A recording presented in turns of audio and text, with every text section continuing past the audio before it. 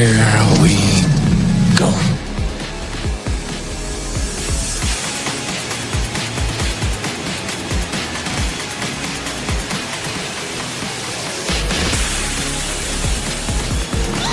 Just get those wonderful toys.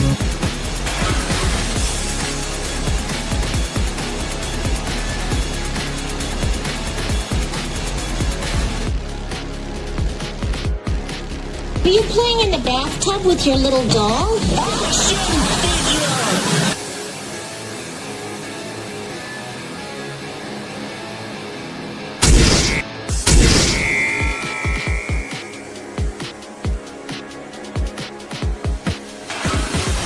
Consider this. What is the purpose of a toy? To be played with. Therefore, to not play with it would be Illogical. Damn it!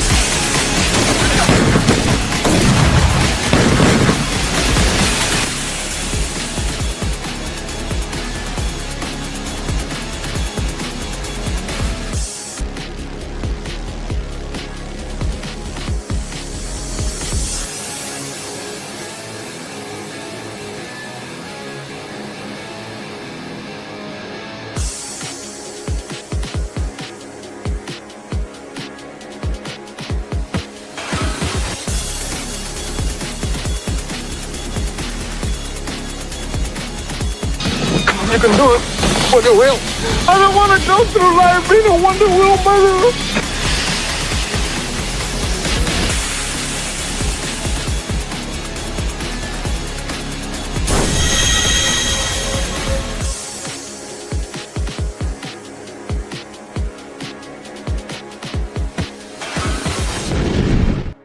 Would you look at that? A toy show. What do you say we go in there and see what they got? Step right up and hear all about wonderful plastic pieces of marvels. Only here on Collectable Past. Hey everybody, what's going on? And welcome back. It's Thursday once again, and we're getting ready to talk about some toys, some good old-fashioned plastic marvels. Because we are part of the plastic empire, whether you like to believe it or not. Every last one of us is sitting there collecting all kinds of toys. We are part of that plastic empire. We're the one building it up, we're the one tearing it down, and we're the one making all these companies a lot of money. We're absolutely getting robbed half the time. No, I'm just playing. We are absolutely having a blast with this stuff, and we wouldn't be collecting this stuff if we didn't like it. Why everybody else is pissing and moaning about things that they can't stand that these companies don't. We're only going after the things that we like.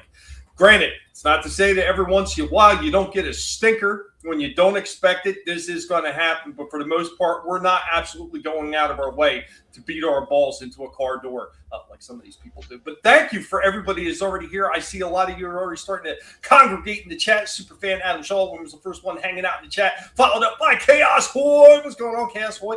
Chaos did say that he's seen two new pigs. Fun times, yes. RR also in the house. He says the collective assimilates two more worthy pigs. Yeah, we finally got around doing the name drop for these guys, and there will be another video, I guess, a little bit longer of a video. We're going to have some of this stuff that pertains to why their personalities are the way they are and why they were named. I mean, I give a brief explanation in the shorts, but I do that full video, but I still got a couple other videos.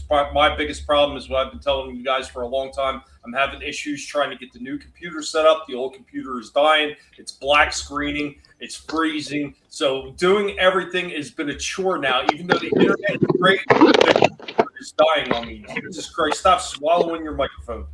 I got to mute somebody around here.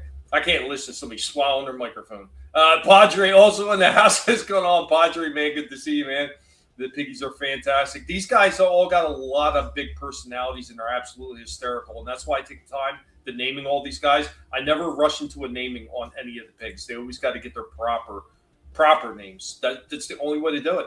Couldn't ask for a better home. Yeah, and considering where they both, well, actually, all three of them, Windcharger included, all three of them were put in boxes and left outside of businesses in a box, in a cardboard box, in a shopping cart, because people are scumbags, man. And like whether or not they thought that this was going to be a good thing because somebody was going to find those pigs absolutely could have sat there, not even been noticed. An employee, instead of picking up the box and checking it, could have just threw it out in the trash. They could have dehydrated. They sat out in the sun long enough. This is Florida. scumbags, man, absolute scumbags. Really, I ever catch somebody doing that shit, you will hear about me on the news. I will be that Florida man that stomps somebody's balls into the pavement for doing some shit like that. But thank you for being here, and of course, we got our host, our panelist, we got our co-host, we got the squirrel in the house, we got the super fan Adam Shawhan. What's going on, Adam? What's going on? The granddaughter got her first lightsaber. Here it is. It is violet sized. It is perfect. It is awesome.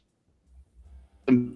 Videos to come shortly. Happy to be here with such fine guinea pigs. And hello, chat. And Shifty gets home. Happy to be here. Awesome, man. Always a pleasure to have you here with us. And of course, Shifty, what's going on, buddy? Hey, not much. Happy to be here. Yeah, looking forward to another awesome show here tonight. We always look forward to an awesome show, and hopefully none of us dick it up. Yeah, and another thing, you live in Florida because and you got all sorts of stuff that could have got them guinea pigs. You got snakes and gators and all that stuff. Don't leave them things out. Take them somewhere and try to find them a nice home. Don't be a dickhead. Exactly, and that was the thing that killed me about it is they wound up going to the place that these people could have just took them to begin with instead of leaving them in a box in a parking lot. Freaking scumbags! What's going on, Daytona Falls, man? Good to see you. Just got here. What the? Yeah, it's the way we started off our shows, man. We're a little bit special sometimes. That's okay. We're all special in our own way. Just not the kind of special that winds up getting you on Blue Sky. With all the videos. Yeah, I love Florida, but all Florida. Oh, yeah. Awesome show this week, man. It must be an awesome show. This I command. I love it. Guys, we're going to lead in with the fun with the toys. As always, we're going to tap the pig with the most information on some of the older franchises. We're going to get Indy up here to let you know about another old school franchise. Here we go. How you can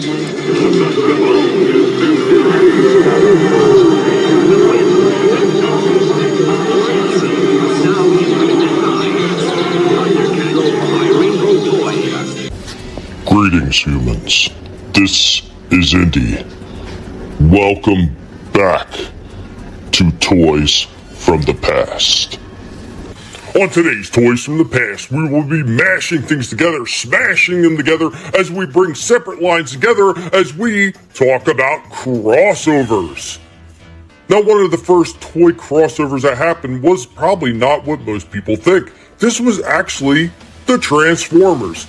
Two separate lines were brought together to create the Transformers franchise, which included bios, comics, and a cartoon. Originally Diaclone and Microchange, two separate lines by Takara, Hasbro had partnered up with Takara and took both Microchange and Diaclone and brought them together in one cohesive storyline, thereby creating the Transformers, the first official crossover. In the 1990s, we've seen other companies also lay in on crossovers, this time with toys that respectively showed two different franchises coming together. TMNT did it with Universal Monsters with some of their figures, G.I. Joe and Street Fighter in 1993 and 1994, as the Street Fighter 2 figures were crossed over with G.I. Joe, Robotech and Exo Squad in the 1990s that featured figures and vehicles for both franchises in various sizes. And of course, in the 2000s, we've seen quite a few different crossovers as well.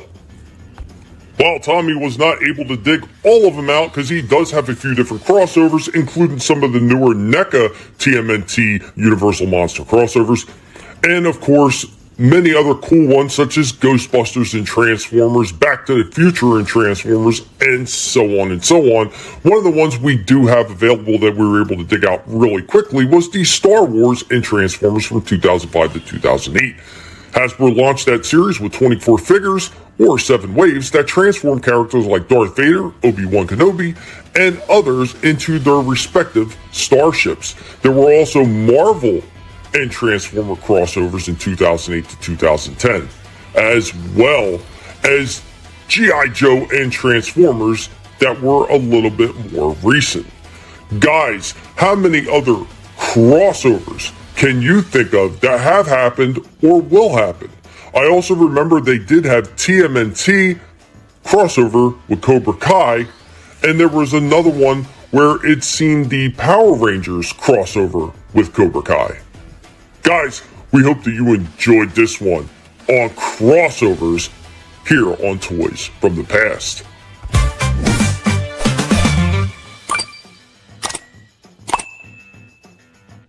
Thank you for joining me, Indy, on this Toys from the Past episode. There we go with some crossovers. So there was a few other things like TMNT. They actually crossed over with a few other things back in the day. The NBA, the NHL, the NFL. They also crossed over with Star Trek. I don't know, most people might have got that. They did a bunch of Star Trek turtle figures. Any other ones you could think of, Shifty? Oh man, not really. Just all I can remember is all the new ones because we've been floored with crossovers here in the last few years, especially with Ninja Turtles. It seems like they've crossed over with everything. Between that and He-Man, He-Man's also had so many crossovers. It's nuts. It has been. I mean, shit. I mean, just in the past few years alone, they crossed over with the Turtles was the first one. Then they crossed over with Thundercats. Then they did they were doing G.I. Joe. WWE, both of them. Transformers. Yeah. Yeah, both of them crossed over with WWE. It's like, everybody's just passing around. It's like it's kind of like the 70s where everybody's what do you call it? Having those adult parties where they put their keys in the mint dish, and then they start intermingling. All the properties start intermingling. You don't know who's going to end up with who at the end of the night. There's nothing wrong. You're intermingling and everything. Just remember, just don't double dip. Okay? Just don't double dip. No. Don't do it. No double dipping. Though Transformers, GoBots, and G.I. Joe versus He-Man, Turtles, and WWE. There you go. That's the crossover I want to see. I can't believe that they did Star Wars and Transformers. I never knew that. I'll have to go back and. Oh yeah, man, dude. They had the really large ones, was the Millennium Falcon and the Death Star. Mm-hmm. So the Death Star turned into Darth Vader, and then the Millennium Falcon turned into Chewbacca and Han Solo.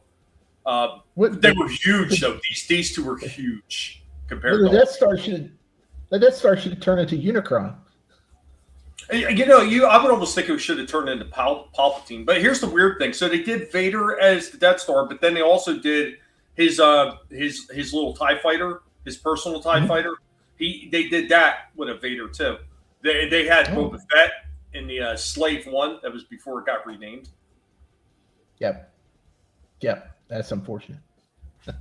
RR says, I'm out of the loop with all the crossovers. Without Indy, I would be in the dark, man. Yeah, Chaos, what didn't they crossover with? Not very much at this point. He also gives the crossover segment a 9 out of 10. Appreciate that, man. Appreciate that. Don't do it. Don't do it. Don't do it. Yeah, Vinnie Art is not here just yet. He is celebrating. He will be in as soon as he can. There's no worries, man. Vinnie will get here when he gets here. It is what it is. It's the true name is Slave One. Yeah, I mean, there was all kinds of backstory that was written about that. Interesting things, though. And when we talk about a lot of stuff with Star Wars, now I'm not going to get into it deep because this is a toy show. But originally, the Slave One and its history was done in the EU a lot differently than Lucas wound up changing it when it came to the prequels. So in the books, it was actually written that Boba Fett had both ships created by some place called Quat Drive Yards. And then by the time you get around to the prequels, well, Django, his dad, who has him created because he's a clone, he's already got the Slave One. And then there was a whole backstory that was done in the Bounty Hunter game that was created that tells how he got it off a police force. And that's where Disney gets the fire spray name from, because it comes from that game, because that's the name of the ship, fire spray. Yeah. There's a whole bunch, Disney garbage. You know, they do get some stuff right when they steal stuff, unfortunately, from the EU, but then they always bastardize it because, well, that's Disney. If Disney wasn't screwing it up, I don't think that they would know what to do with themselves. But it wouldn't be Disney, would it? Yeah, right. But let's get back into have some more fun. So the next segment I'm going to bring up while we're waiting for Vinny to get here is I'm bringing back the artwork of toys. Now, sometimes I do these where I get the breakdown of the artist that or should I say has done all the artwork for a particular brand for all their packaging art. And sometimes I just show off some of the old school packaging pieces that I still have. That is what we're going to be doing today on the artwork of toys, showing off some of them old school pieces. Here we go.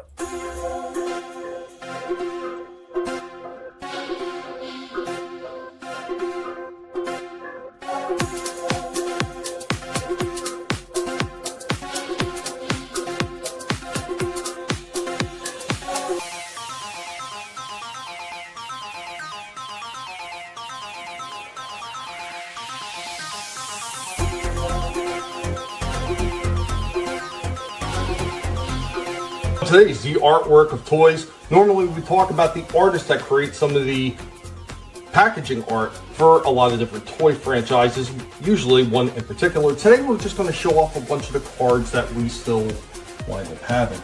So we got this Alan Grant with Aerial Net Train Jurassic Park, where most of that artwork is on the front side of it. We also have the Ren and Stimpy show. We got Slappy Happy Ren Hoek with wacky rolling action. Once again, this one actually has artwork on both sides. And of course, with him, we got Ren and Stimpy show. We got Bumperific Stimpy. And I forget what he comes with. He comes with, does it even say on there? I don't see it. Just says Bumperific Stimpy. It doesn't say what he comes with. But there we go with Ren, Stimpy, and Alan Grant from Jurassic Park. Next up, from Mattel, 1991, we got American Gladiators. We got Turbo. I know the figure is actually sitting somewhere in the back. But there we go with that.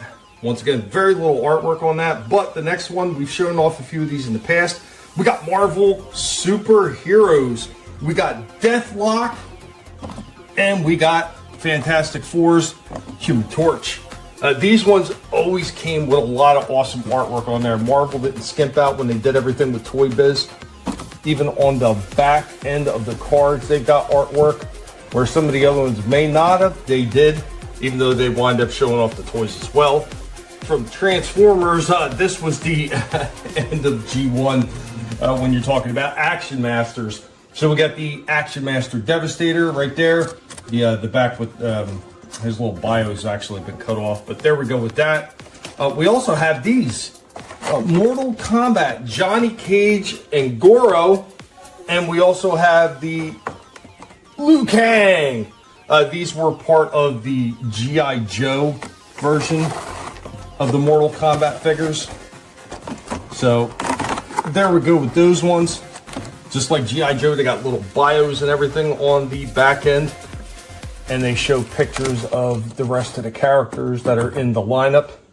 One last one, another Mortal Kombat. We have Smoke as well from the Hasbro and the G.I. Joe crossover line. Guys, hope you enjoyed this artwork of toys.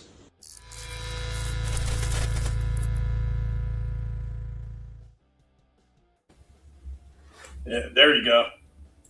Whoa. Tommy bringing the smoke. Do you have any of those? I didn't have any of them, but I saw a lot of those on the shelves. I was surprised to find out that Mortal Kombat had G.I. Joe figures, because I know they had Street Fighter. That's wild that G.I. Joe made both Street Fighter and Mortal Kombat figures. That's nuts. And, it's pretty cool though. Yeah. You don't often see two rival properties within the same, publisher or whatever, manufacturer.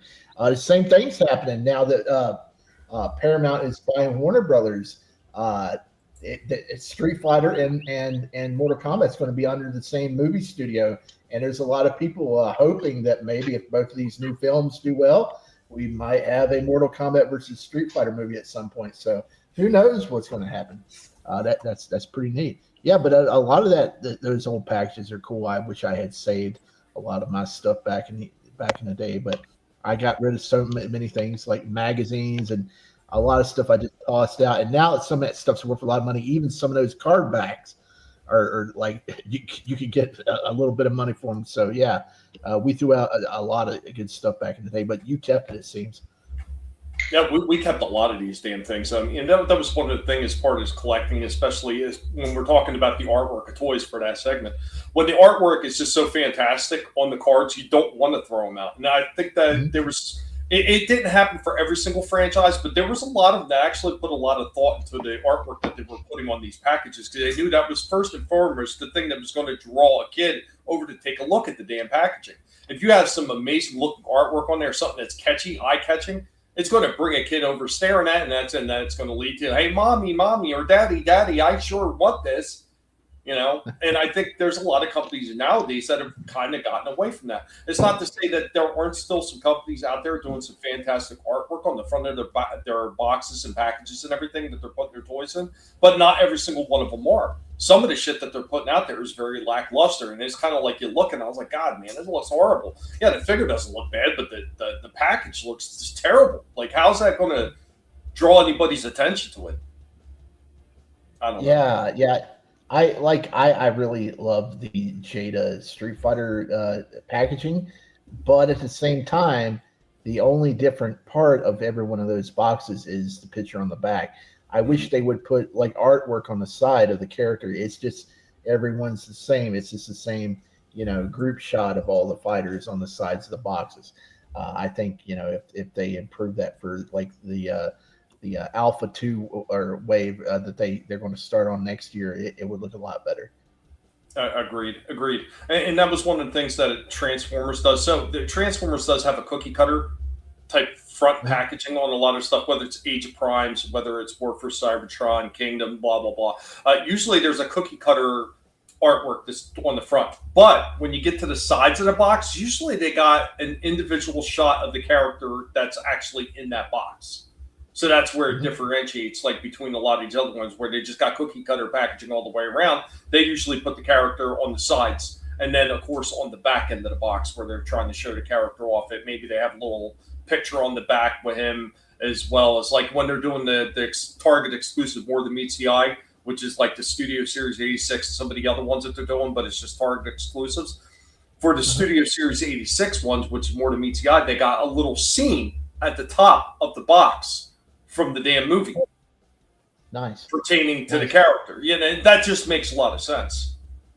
I tell you what, I saw the packaging of the I haven't seen it in person yet, but I some of the Supergirl figures, the movie Supergirl figures are hitting Walmart's out west, and the one with the trench coat that's exclusive to Walmart, the package on that is really nice. It's got like a movie poster on the back, but on the sides it has a really nice shot of Supergirl on the side, which towards that usually don't do that. They just had the black panel sides with like the name on it, but they went all out for this. And it sucks that he waits till maybe the last wave of figures he's ever going to put out, and he makes the box look fantastic. He waited till the last minute. I don't get it. Well, what the F toward? Maybe his thinking is that he didn't go through the middle of the product line with a bang, but he figures he's going to go out with a bang at the end when it doesn't matter. Yeah, I don't get it. I don't know. Ours says nice artwork on the packaging is crucial in drawing the customer. Yeah, drawing. Yeah. I like that double entendre right there. That's 100%. And he also says toy is the total of the package. It's a representation that makes a difference. Good read. Go ahead. Also, some really nice packaging is those deluxe He-Man figures for the movie that just started popping up at Walmart. The packaging on those, even the little ones, are nice. But sad thing about those deluxe figures and the Masterverse figures, they put those at Walmart on the lower shelves to where if you're not looking down, towards the bottom of the shelves, you're going to pass right behind. They don't have them up where they need to be on the racks. Where they'll catch your eye because, they're high dollar figures and you need to sell those, but they're down at your feet and you can just walk right by them. Well, I mean, I don't know myself. I wasn't really looking for a skirt He-Man, so. Well, yeah, but yeah, I don't know. It's either a skirt or have the furry trunks that may get lice and something in there, and you're itching all the time. Man, better to have an itchy crotch than be wearing some woman garb. I'm just saying, what's going on, Soul Assassin, man? Kilts, man. It's just a leather kilt. Just look at it like a. Yeah, but that wasn't a kilt, man. That wasn't a kilt. That was like a girl's like pleated skirt. I'm sorry, Professor Indy. I'll try to get to it in a little bit, Soul Assassin. But yeah, man, we're gonna move on now. I think we spent enough time talking about that one, and of course, as always, I promised I was going to bring some more old school stuff.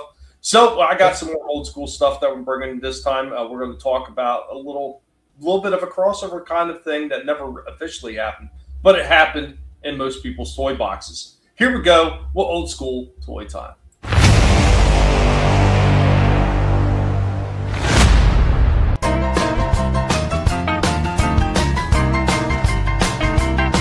We are still hanging out with Indy. Normally, Helmet would jump in. Did you lose your lettuce? Yeah, there you go, my friend. Now I'm away. Don't take my fingers. Normally, Helmet would be handling this because it is converting robot time, but we're doing comparisons, and we're going to do comparisons between Transformers that are all beat to hell because, yeah, we just had a big discussion over on Pacific 414, and we were talking about the 40th anniversary and showing love for the Transformer franchise, but we also mentioned GoBots. So these two are both Fair Lady Z's. I forget the red guy's name, and damn if it's eluding me, but you can see that he is actually much larger. He's much larger than this Blue Streak model, like by far a lot larger. And this one is actually completely intact. Blue Streak, on the other hand, not so much. Not so much. He has actually seen some much better days. I don't even have the pieces to actually completely fix this one at this point. It's just, it's always the same thing with these cars, especially these ones like Prowl and Jazz, Blue Streak, Smokescreen, and Red Alert. They all broken the same, and it was always first thing to go was the windshield, and then usually these little windows down at the bottom break as well. But there we have Blue Streak, so now we're going to take our GoBot and convert him. The legs just flop down like that. Feet come out. That's supposed to turn down. That's supposed to turn down. These Super GoBots were actually a lot better than the smaller GoBots. There was a lot more to the conversion steps on these guys. And I really don't think that these things get enough love. I think the GoBots were fine for what they were. Were they as well engineered as Transformers? No, but they were pretty cool, and they did have a lot of die-cast. So there you go with those two, and you can see the size disparity between the two of them.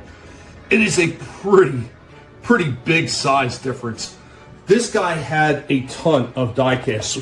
Blue Streak had a little die-cast right here in the chest, and no, he didn't have any at the bottom. It was just in the chest. So just this chest section was die-cast. This guy, on the other hand, this whole chest piece right here, that's all die-cast, plastic underneath, but the center there is die-cast. This whole back piece right here, there's a little bit of die-cast in there, not much, just a tiny bit. And then, of course, these legs are solid die-cast. So he actually has a lot more die-cast in him than Blue Streak does. And considering that they came in right around at the same price, I think that's pretty telling about how much die-cast that Bandai used on these things.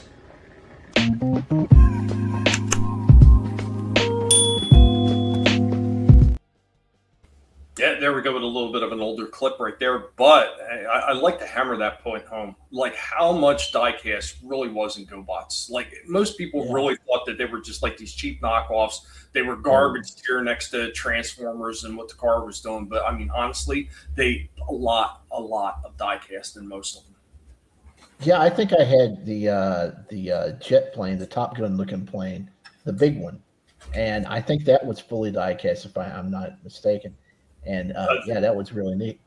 The leader one, yeah, the gray jet. Yeah, he had quite a bit of die-cast in him. So I mean, the legs were die-cast, the arms. Arms were plastic, the legs were plastic, but that whole center of the chest, down into the top of the thighs and everything, all die cast on him. Yeah, pretty hefty. And also, that red card that you showed there, how often did they make like Transformers and GoBots where they didn't actually have faces? Because it seems like it's a unique characteristic, because it's just like the hood of the car, or the interior of the car is his face. Yeah, he doesn't actually have it. Yeah. Well, I mean, there were a few Transformers that did that as well. Not quite as many, but GoBots, GoBots did that a lot. So there's going to be another one that I'm going to be showing later on. You're going to be seeing something very similar. I'm going to be doing in my guinea pig repair shop segment. I'm going to have another GoBot in that. That'd be later on the show. But he's another one. It's the same thing. He doesn't actually have like an actual face. It's part of the vehicle.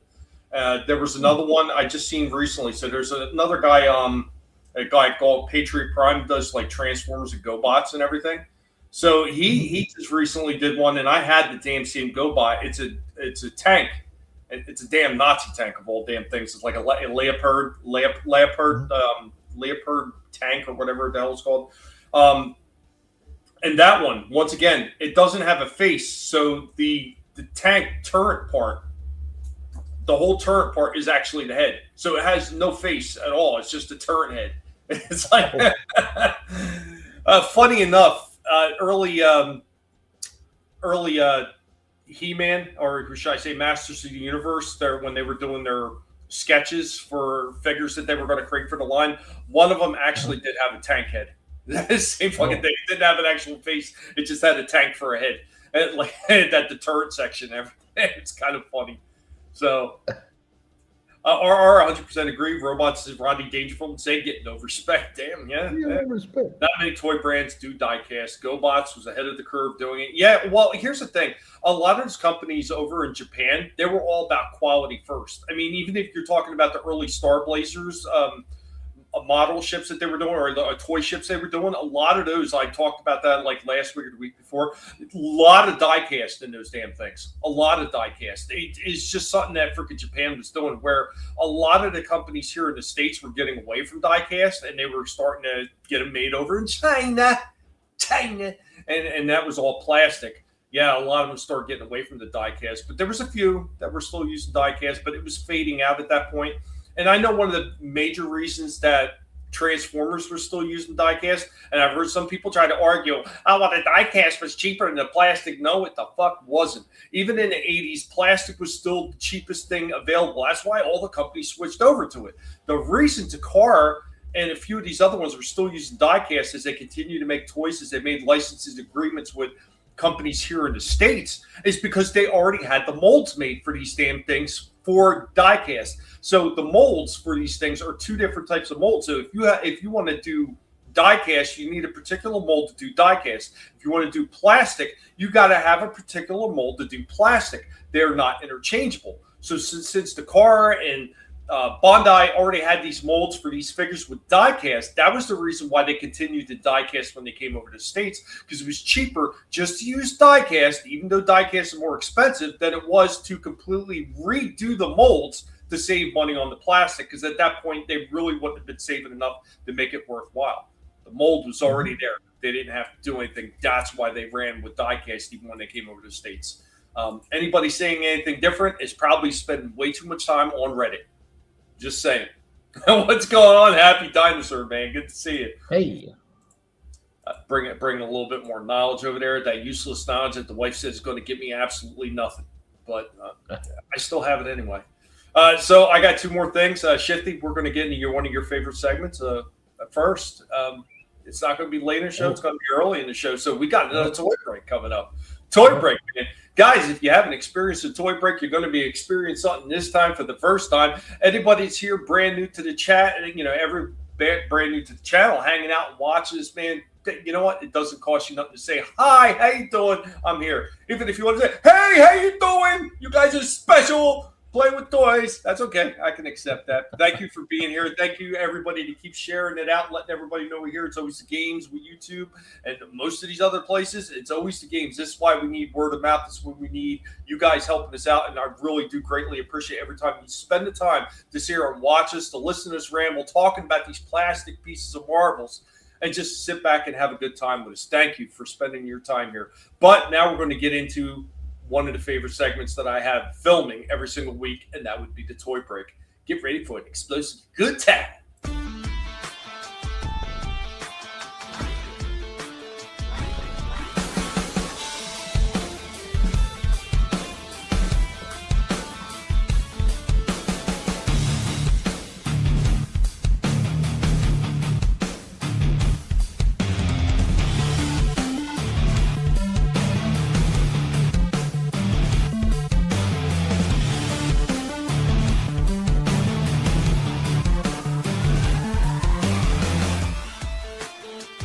On today's toy break, looking at Transformers. Yes, this is officially licensed by Hasbro. We are looking at the Transformers Hasbro cheapskate version of Grimlock. This is the stuff that they put in the dollar type stores or like Five Below or any place like that. We go with our cheese Grimlock out of the package. The arms move up. Actually is a little bit of a ball right there, so they do kind of cross in front of them just a little bit. There's no separation for the legs. They're just one big solid piece, so he kind of does the bunny hop, I suppose. Does the head turn at least? No, the head does not turn at all, and he does transform. So let's go ahead and do that.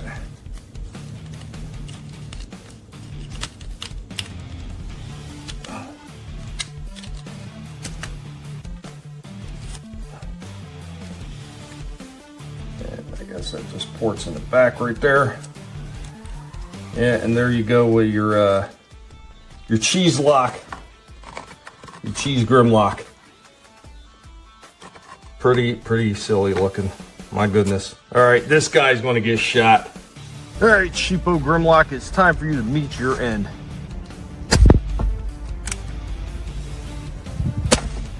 There it goes.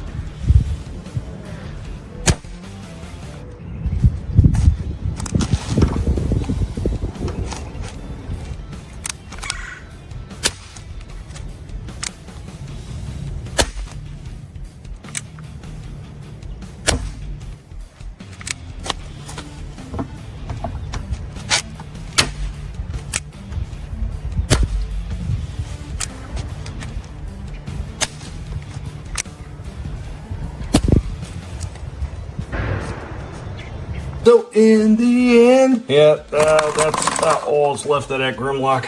Completely blew apart into a whole bunch of pieces. There we go with him. Another head for the collection.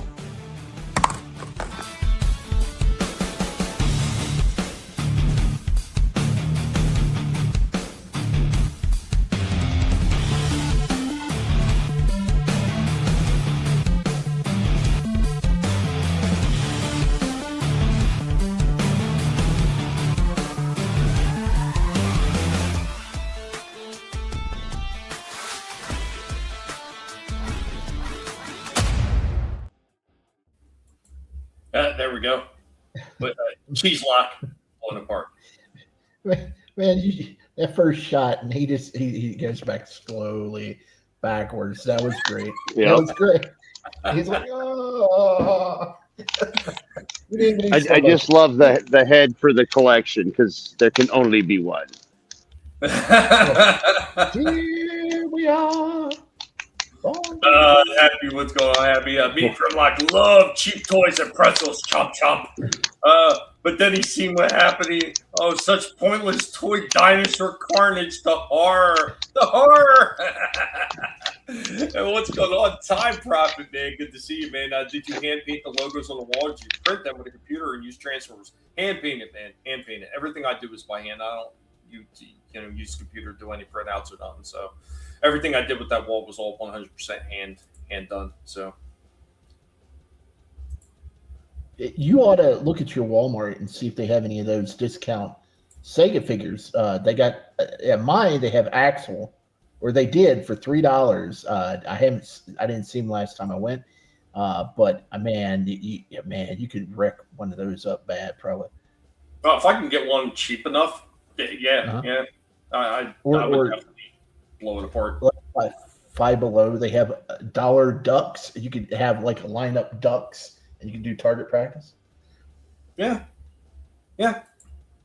I would like to find something that's going to explode really nice, though, because the only problem is I can't figure out what I did with my M60s. I've been looking to blow some stuff up, and I can't find my M60. I started to try to clean up the toy room, because I've showed you pictures. It's a disaster. I've showed it here on Collectable Past. It's a mess. Yes. It's a 100% disaster zone. But, yeah, man, I started cleaning up in there. I moved some stuff around, and now I can't find my M60s. I don't know where they're at. Oh, no. Princes of the universe. Talking about the Highland. Yeah, flawless demolition. Oh, thanks, Time Prophet. Man, yeah, I've been working on it a while. I think I'm getting a little better with making the diorama pieces. It's the more I do them, the easier it's starting to get. But I need to do a lot more of them. I really probably should be trying to sell some of them to try to make extra money since things have been so damn tight. But it kind of is what it is. I do what I can. But yeah, that's the end of that. So I got one more thing. We're going to jump into a commercial break, and hopefully Vinnie will arrive. And in case anybody's wondering, that's Adam. That's the Squirrel Master Adam. That's on the right. So, Yep. I just didn't change the name. I didn't have the time, and we got the bonfire and some of the good stuff. And I got one thing to show off later, so it's no big deal. But yeah, man, enjoy the bonfire while we're checking out toys. Maybe I'll throw some Tord boxes in there. Are they full? Are they empty? Oh, stay tuned to find out. Let's watch people melt down as the figures melt down. Commercial break. Yes, it is commercial break time. We're going to jump into a commercial break, and then we're going to come back with some more toy fun. Guys, hang on to your hats. We ain't done yet.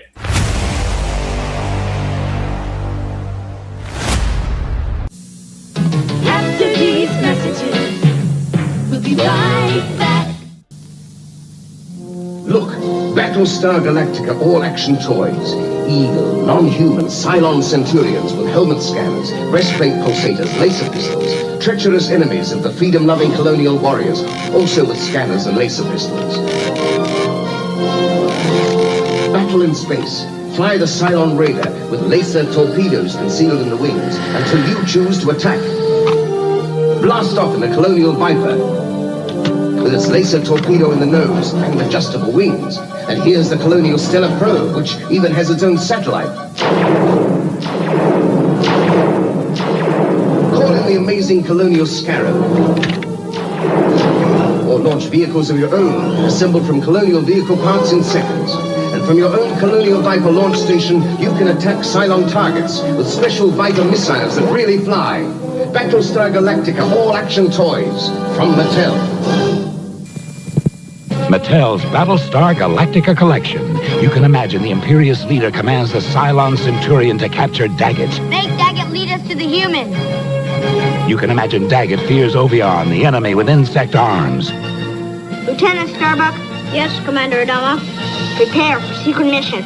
Each figure sold separately. Daggett, Imperious leader, Cylon Centurion, and Ovion. Each figure sold separately, not for use with other Battlestar Galactica toys. New from Mattel.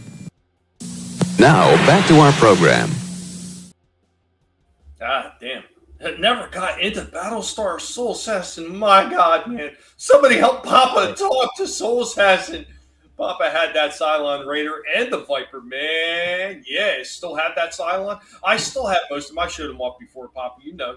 You still want my damn Lucifer. I know you want that Lucifer. You want it bad. But I love Lucifer! Not that Lucifer. The Lucifer from the Battlestar show. Let's not get it twisted, okay? I'm not hanging out with the people that are wrong. I love that old Battlestar stuff. Yeah. Wish I still had all the figures. I had most of the figures. I think I was missing one or two. I didn't have Baltzar, and I didn't have the Commander Cylon, who was gold colored. But I had all the other ones, man. I still have Daggett. I still have him. So And we got Nice. Lucifer, and we got a couple of the Cylons, but yeah, I don't have the Imperious Leader anymore. I don't have Starbuck. I don't have Adama. I don't have that little green four-armed guy. I always forget what his name is. I don't have him anymore either. I still have all the little mini ships and everything though. So I gotta admit, I never watched Battlestar Galactica. Either series. I was born in '79, and like it had faded out by the time I could like really get into TV shows. So I never watched it or the repeats or maybe one day. My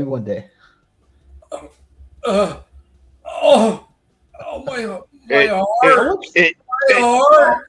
Somebody boo this man. I saw Star Trek and Lost in Space, so that's got to count for something. That's it, Shifty. You've made me mad. It's going in the fire. Gee, Shifty. It's the end of it. My goodness. Damn you, Shifty. It's all your fault. What was that? What did you do? Bye-bye, Tord. No. Wait. It was empty. Was it empty? It was full. Empty. It was full. Oh, my God. From here. That's right. It was full. Full, baby. Look at the smoke coming off of it. That's Tord smoke. You see that black smoke? That's plastic. Yeah, that's plastic, baby. He's Tord burning. No. Tune in to see Tord burning. Like you said, hate crime. It's a remake of Fahrenheit 454. He's burning towards. Happy Dinosaur says, but Dad is one at Star Wars Jabba playset. What you're getting, Battlestar Galactica. Oh, yeah, right. you want that, but you're getting this. I loved all those shows for what they were. I thought they were all great. Buck Rogers, yeah. 24th century. Oh, I saw that. Great.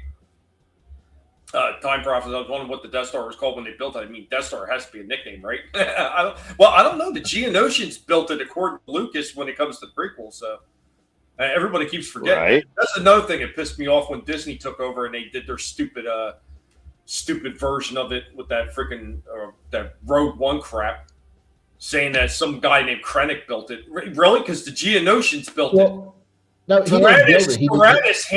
He grabs the plans. My master would be most interested in these plans. The Geonosians made it. Yeah, well, yeah, but he didn't build it. He's the one that came up with. I think he came up with a laser for it or something. I only watched it once. I don't know. There was too many things that were just wacky about it because they already had stuff like that and other explanations. And it led to Andor though, and Andor was awesome. So I just I wouldn't watch any of it. Padre, same thing. The one Daggett I have, his tail's gone. It broke off early. Yeah, it was a cheap connection point on that. Time Prophet said, I am Bruce. I saw the entire Battlestar Galactica. I was born in '69. Yeah, a lot of us younger generations. Our older generations now, but us that were born early on, seen all that shit. Yeah, boo that man, boo. Ghost Snake. He really did it. He really did it. He burned Tord. I think he used video effects. He didn't really burn it. Oh no, he absolutely did. Oh, I did. There's no video effect here, yo. I can barely see. They dilated me today. So no, that was a Tord box. Yes, it was. I am anti-AI. The squirrel does not do AI. You want to get nuts?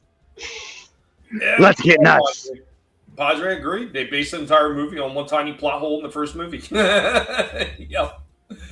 Don't use Disney logic. It's never good for you. You had to outsource the jobs to the filthy space bug Geonosians.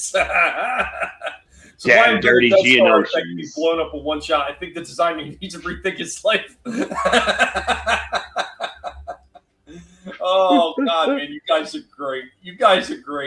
Loving it. Watch Battlestar Galactica remake, and I can't say I totally hate the new Battlestar all the way, but I do not like it like I like the original one. I prefer the original one.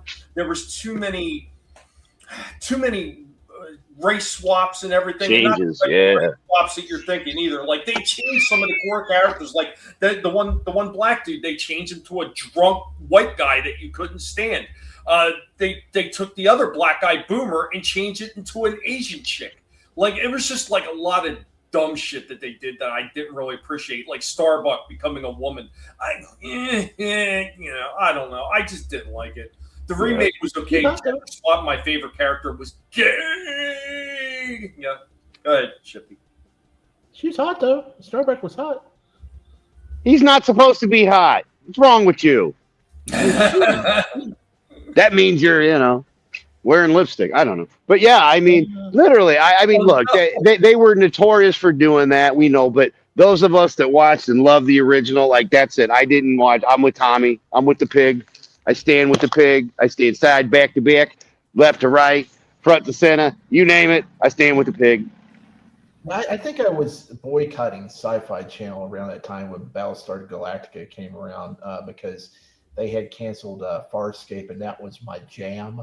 And they canceled it on a cliffhanger where an alien jet fighter came down and turned the main characters into ash.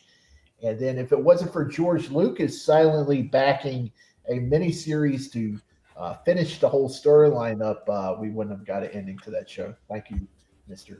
George Lucas. Yeah, and there was Greed Time Prophet. That was one of the things I really liked. He didn't hate the remake of Battlestar Galactica, but boy, they were wearing American uniforms, got rid of the Egyptian themes. Yeah, and there was a lot of Egyptian themes in there. Happy, have a good one, man. I'm glad you were able to stop in for the time you were able to. If you're able to, yeah, brother, thank you, man. Appreciate you coming back. If you do, there's only 6 Star Wars movies. George Lucas EU, and it's all made by George Lucas. Nothing else exists. Dirk Benedict is a national treasure. There you go, Padre. What do I have for this man for telling the truth? We have this. There's only 3 Star Wars movies. I can do it without the prequels. There's Star Wars, then there's Empire Strikes Back, and Return of the Jedi. Those are the 3 Star Wars movies that we grew up with, and then the prequels, and then it never. And then there's the animated stuff that was pretty, the cartoons that was fun. But never forget the Christmas special. There you go. Don't forget the Christmas special because they never want you to remember it. I like the Christmas special too. I did too. I got a copy of it. VHS, baby. Movies. I don't care what anybody says. I like the Ewok movies. I like the second one the best with Wilford Brimley and that little fast little fucker just running around. Yeah. Then he was running around going, diabetes. I get to do that. Ha ha. The original version is superior. Yeah, great. Yeah.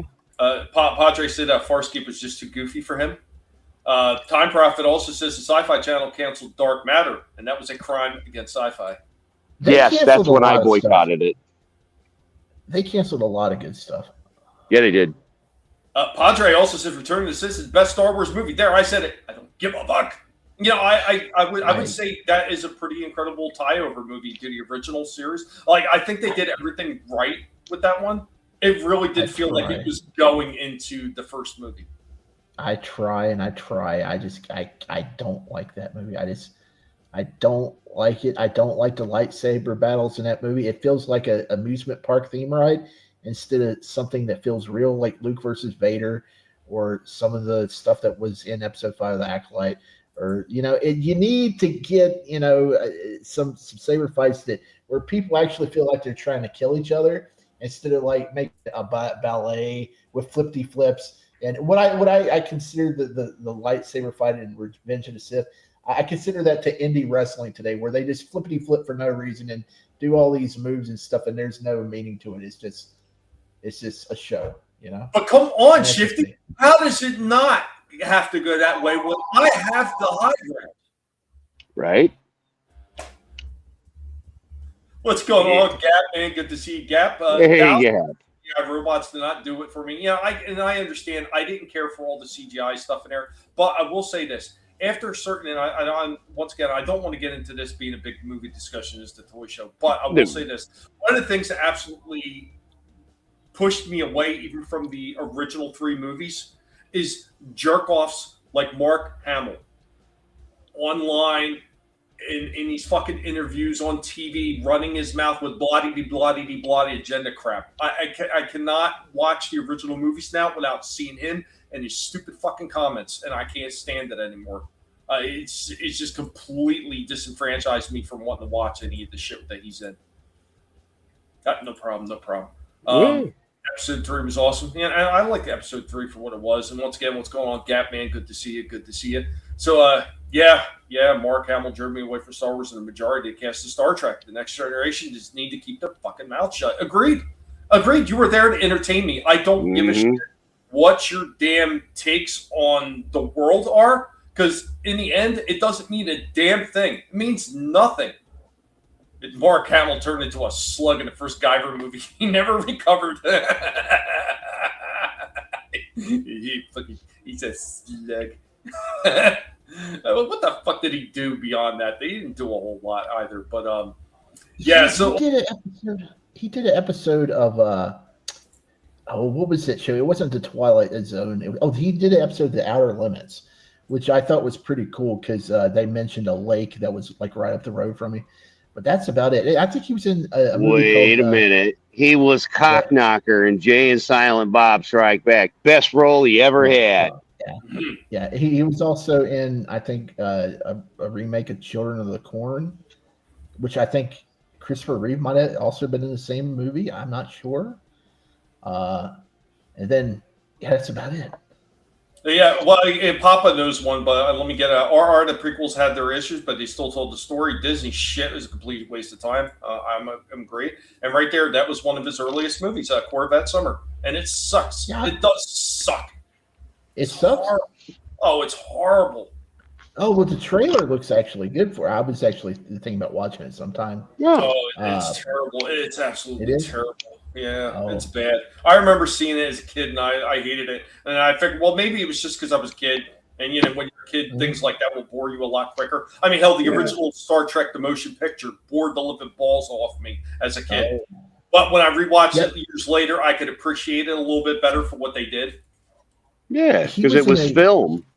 The second one was an action movie. But, as the older you get, exactly.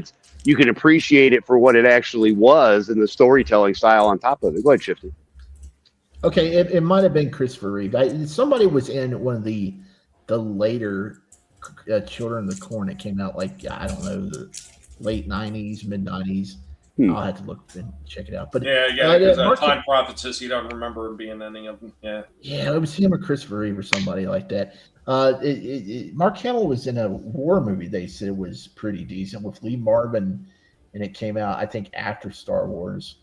I don't know what the name of that one was. Was that the Dirty Dozen? No, it was something that it was like nobody ever talks about it. I don't know what the name of it was. It does sound familiar. Yeah, I can't remember the name. I was like, Big Red One, but no, I can't remember the name of it. But I thought that was before Star Wars. Maybe Soul Assassin. I don't remember hearing about that. He said Mark Hamill's first role was in Wizards in 1977 as a voice actor. He also was on 8 is Enough for a while. Hellraiser, The Exorcist. The original short story Children of the Corn ends halfway through the first movie. I love all the Children of the Corn movies and the quirky ones. Hold on, there was something else I was going to get to. Here it is. Mark Hamill died in a movie called Slipstream. Spoiler alert. And also, Mark Hamill was in Jay and Silent Bob. The only other thing that I really remember Mark Hamill was doing pretty well at was when he was doing the Joker's voice for the Arkham games. And don't forget Flash. He played the Trickster. Oh, yeah, the Trickster, yeah. I could have did without him doing the Joker as the Trickster. Yeah. Or doing the Trickster as the Joker voice. I'm sorry. True. Yeah. Yeah, at least do something different. He's a fucking one-trick pony with everything. It's all the same shit over and over again. We're going to have to do like some kind of fucking megastar. We're going to do an old school conversation sometime about old TV series and stuff that Agreed. I mean, I've been meaning to dig going old school back out of the freaking the trash bin for a while, and that's why I brought it back last week to do comics and everything. So because I mean, who remembers? I always bring this up once in a while because it was one of my favorite shows as a kid, and they moved it around the schedule, so it never did get a good time slot, and they canceled it. Hard Time on Planet Earth, with the dude that played the head sensei of Karate Kid, and he had that little floating eyeball that followed him around. You don't remember? I got you stumped. Okay. Hard Time on Planet Earth. Look that up. I don't think I ever even heard of it. Oh wow. But okay. All right, let's get off the show talk. Let's get back to toys. Yeah. Hopefully Vinnie shows up on at some point. Otherwise, I'm gonna have to try to play. Did you have something you want to show off there, Adam? I did, because you were talking about art earlier, and what we have here is a collectible, and there is art on it because it is The Walking Dead. It is Michonne's katana, and again, this is just a box, signature series, so the blade is actually signed as well. But this is what was the cool part, was on the back. Can't really see it at all, Adam. Gotcha. But gotcha. But yeah, it's just the clouds and all of that. So yeah, that was just kind of, that was the back of it. There's nothing spectacular about it. Everything's on the front and the side. But I mean, for a box that holds a katana, I mean, hey, they could have just put it in a box. And again, it is the katana. Oh wow! And we have the signature as well. So that is there. And there we go. Get in there. Get in my eye so I can see you, baby. I can't hardly even see it though, Adam. Hold on, we're getting there. It's pixelating really bad. All right. Well, thank you, Xfinity, for sucking. Well, I don't think it's. I'm sorry, Shifty. Real quick, let me address this. I don't think it's so much Xfinity. I think it's probably that you're so far away from your router, because I'm watching the smoke. I'm on data. I'm watching the smoke in the background, like digitalized really at the point where it looks like Minecraft. Yeah, we're on cell phone data, no router, no Wi-Fi. Okay. All right. Oh, yeah. So that's why I said Xfinity, because I'm running straight data. But yeah, anyhow, there it does say The Walking Dead on the katana there, and it has her signature as well. It says Michonne, which is pretty cool. But either way, it is a full katana. It's pretty awesome. What is that one? Is that 440 or is that I do believe it's either 440. I know it's steel. I just can't remember, to be honest with you. But either way, it's a pretty nice look. It represents the one from the show that she used, and it's a replica. I got this from AMC, from the Walking Dead store, official, so 100% official, which is why I broke it out, because again, being here to show off some of our collectibles, whether it's from the past, and The Walking Dead's a bit old nowadays, especially. I remember the comics when they first launched. I'm sure you do too, Tommy. But had them. Ex-wife threw them away. Gee, thanks, ex. But yeah, anyhow, this is the one of the pieces that I did pick up from the series. Thought it was pretty cool. Wanted to share it with everybody, because again, I thought it was pretty cool. And yeah, it's not Mark Hamill. Go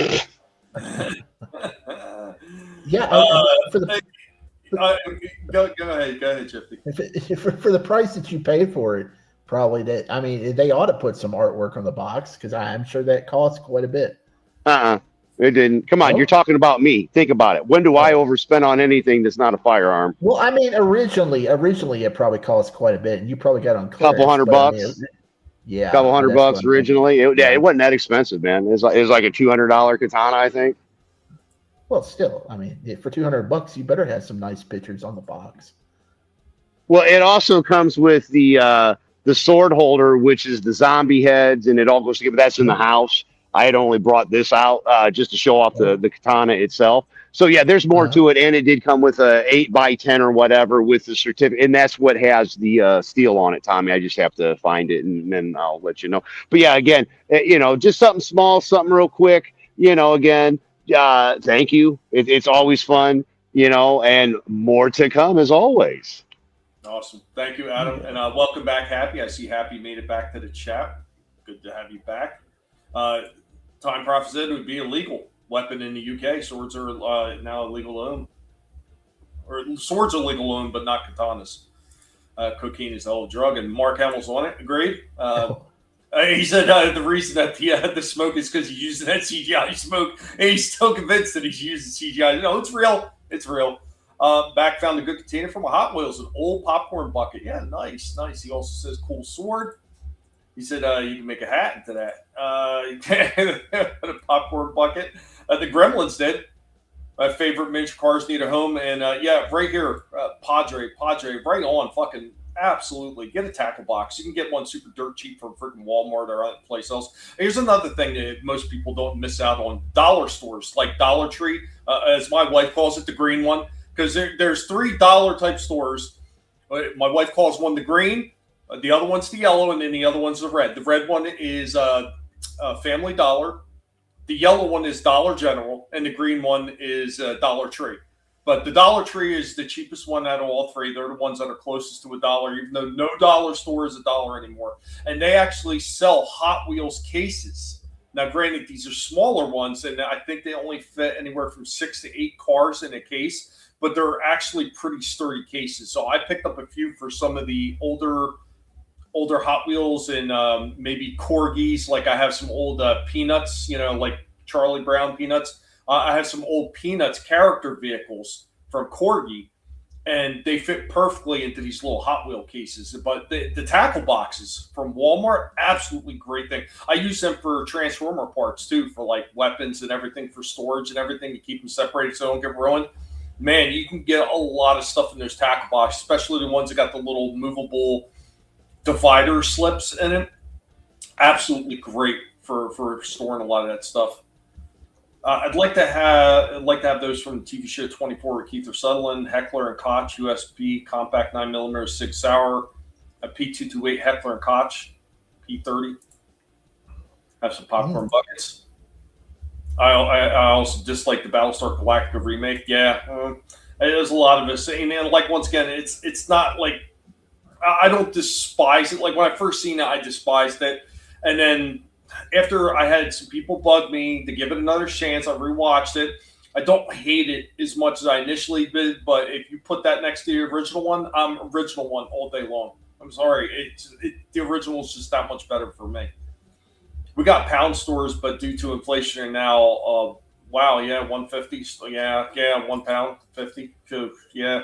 It's like anything. A lot of our stores like that two-time profit. A lot of stuff used to be $1 even. They're $1.50, $1.25, maybe a few things in the store at the cheapest, but there's nothing at $1 anymore. It's all over that. They've ruined it. But yeah, man. So with that, I'm going to get to the next segment. Calling up on Indy again with some more old school toy talk, and we got Indy with his toy history lens.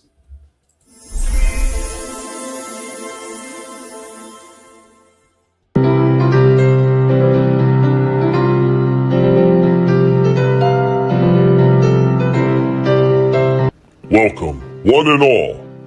I am your Professor Indy of the Guinea Pig Collective. And now, we are going to get into some toy history. On today's toy history lesson, we will be changing it up as we'll be talking about another transformable robot from the 1980s in the way of Remco's Zybots. Now, the Zybots came out between 1983 to 1984 and were a line of transforming robot action figures released by Remco, designed as budget-friendly alternatives to both the Transformers and GoBots.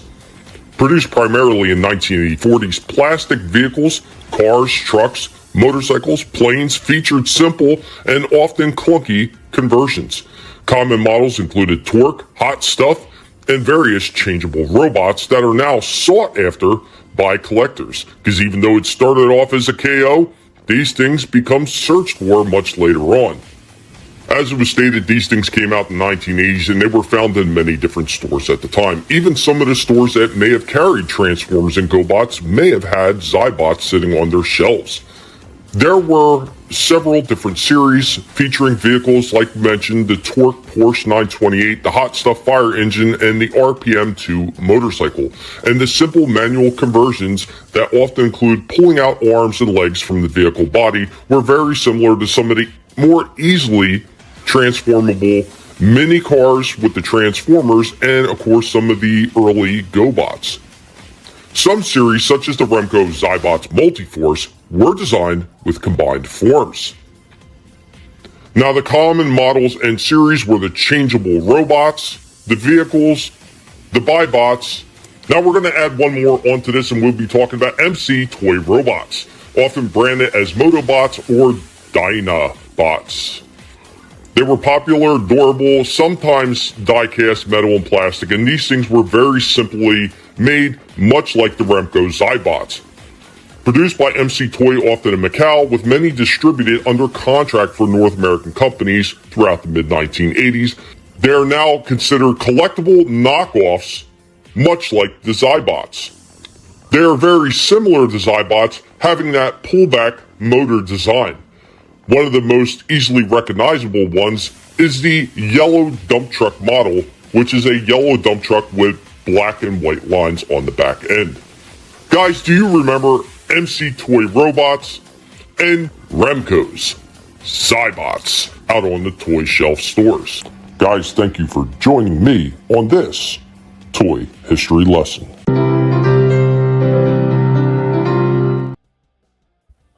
There we go with the Zybots. You guys remember any of those in the MC toys? The very first one you showed, I had the truck with the black camper. Yeah, okay. I had that one.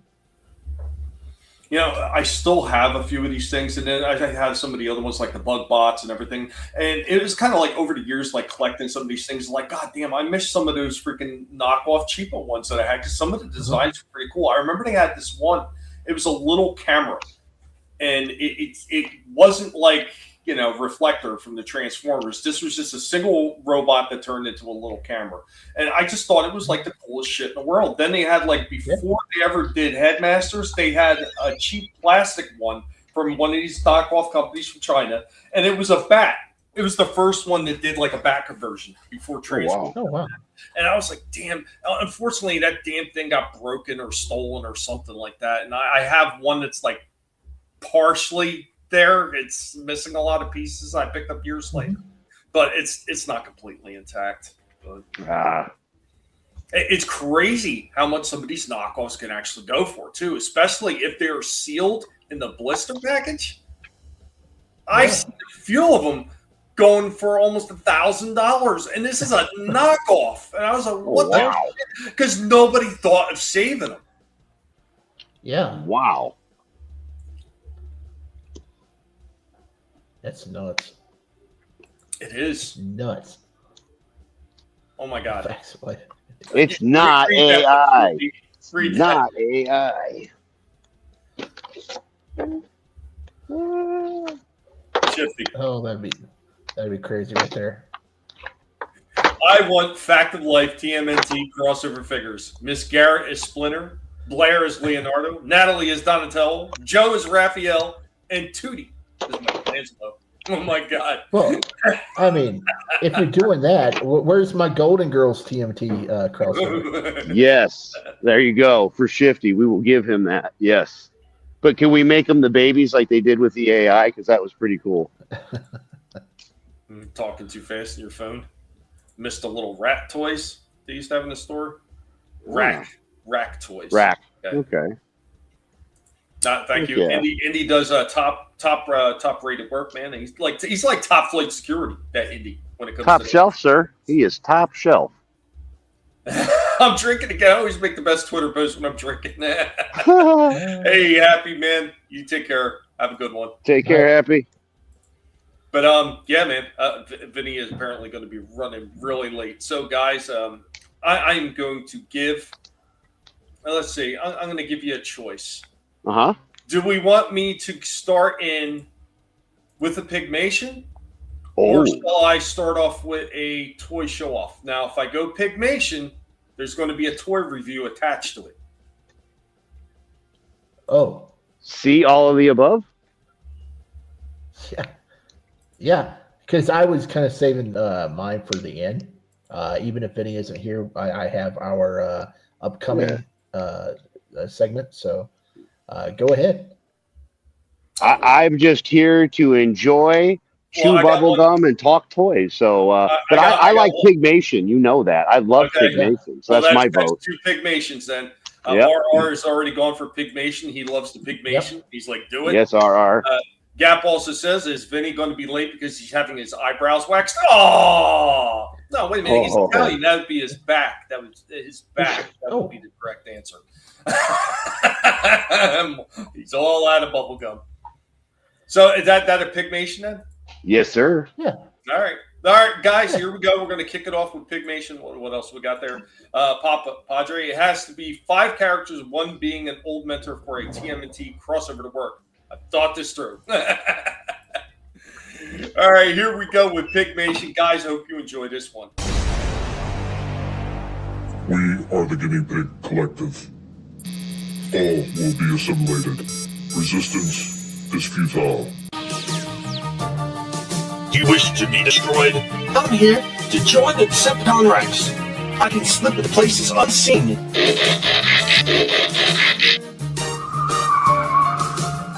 I could be the perfect spy for you, spy. Death to all spies!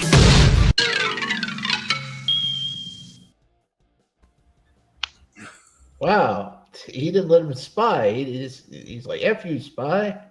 Beautiful. Yeah. That's so Galvatron, though, man. Galvatron is a bit unhinged. Wow. Simmer down there, Leonard. Yeah. The other one's not a Transformer. No, he was actually goddamn, what the hell is that brand? Mars. It's called Mars. They used to sell them in Walgreens here, but they haven't had them anymore. They stopped selling them. It's actually kind of cool because it's like a 57 Chevy. So I thought that was pretty cool. But of course, you know what that means. That means we're getting into review time because the review is always tied to a review. Every time Galvatron is hasty to act. But we're going to just go ahead and we're going to jump in. This is going to be a 2-parter for this one. Guys, hope you enjoy this. We are hanging out with the master of the Transformers and the master of the nom. Now I'm going to weigh on some letters. We got Wind Charger.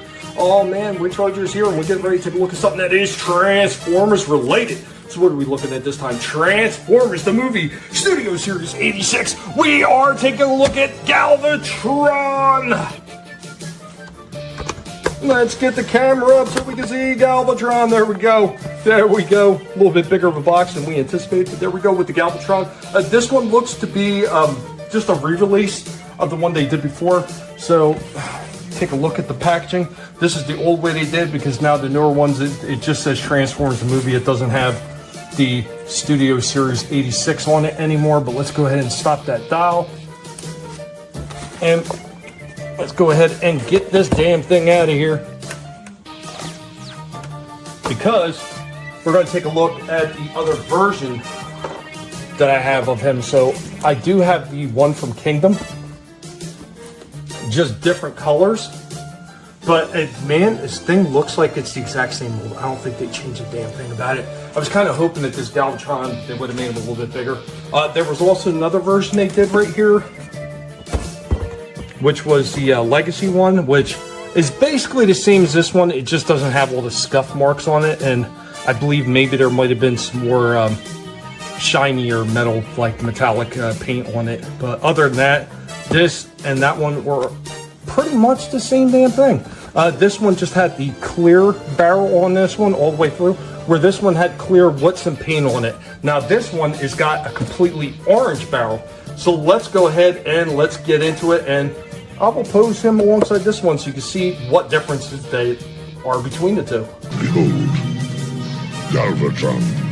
And here we go with our Studio Series Transformers the movie, 1986, Galvatron right out of the package.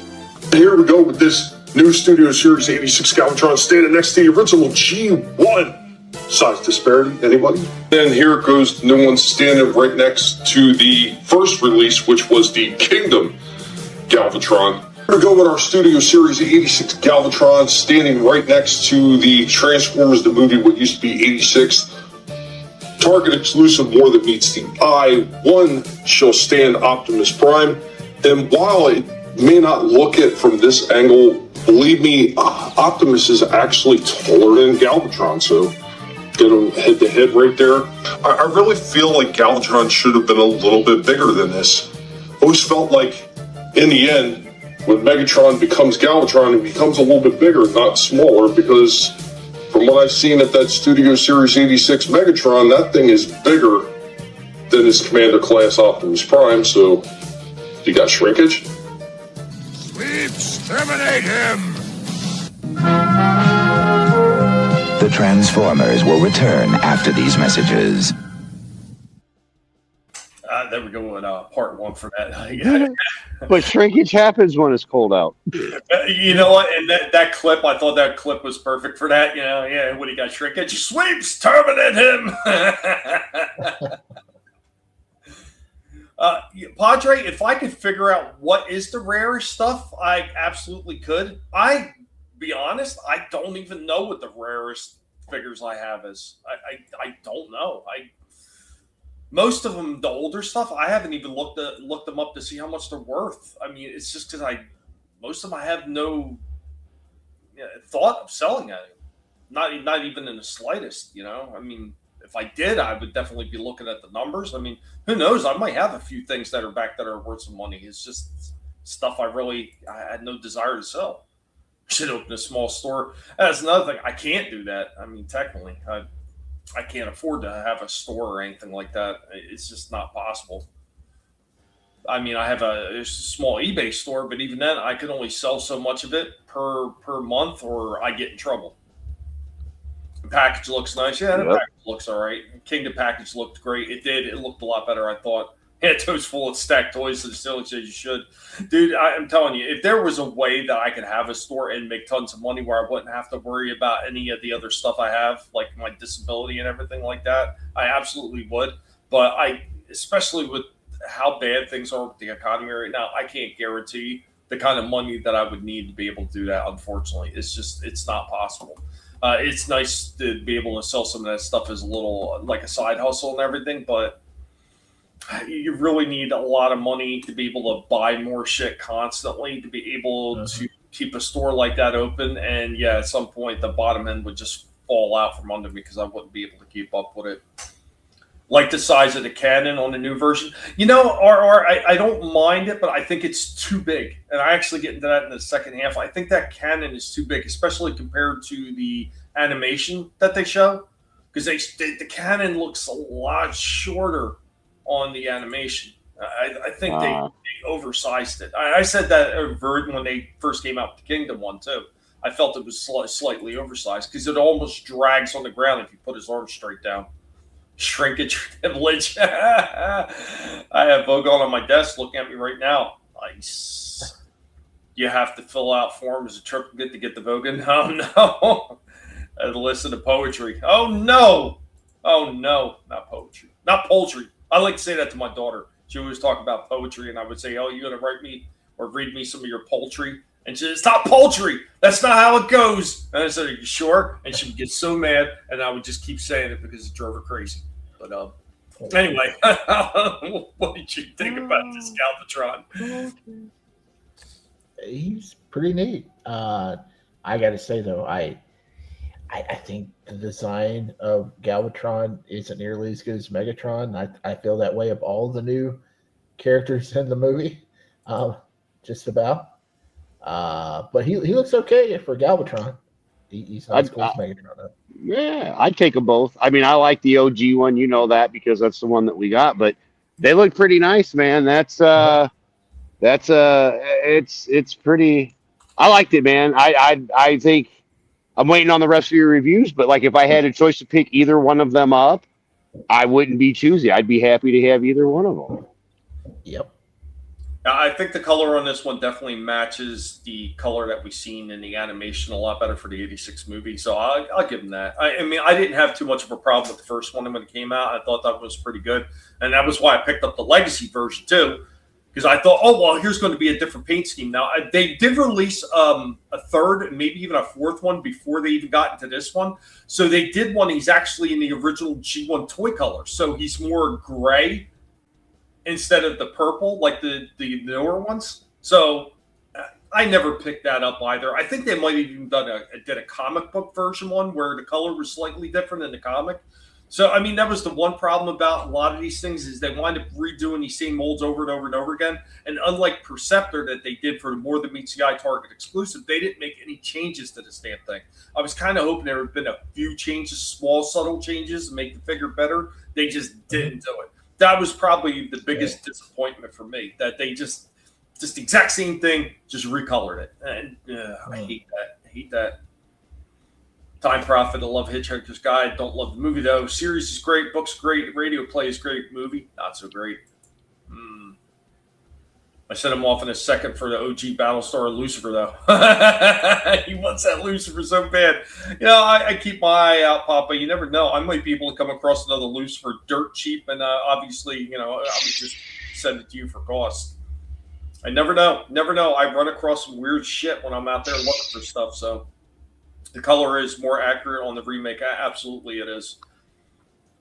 But Girl was horrible and everything. But I'm going to get into the second half of this one with Galvatron and give you my full breakdown. And I think I was pretty fair about it. But here we go.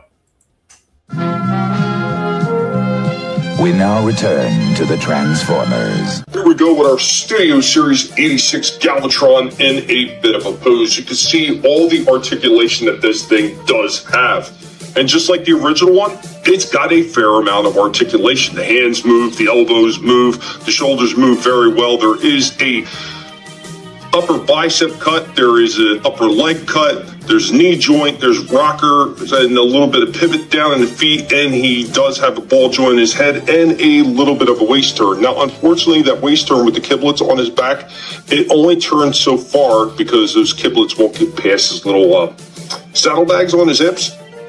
Galvatron is not making a very effective kneeling pose right there, and you can see with the rocker down at the feet, they only turn so far, and that's it. He also has these two back attachments they can put on there. I think it shows that they can actually go in a few different ways.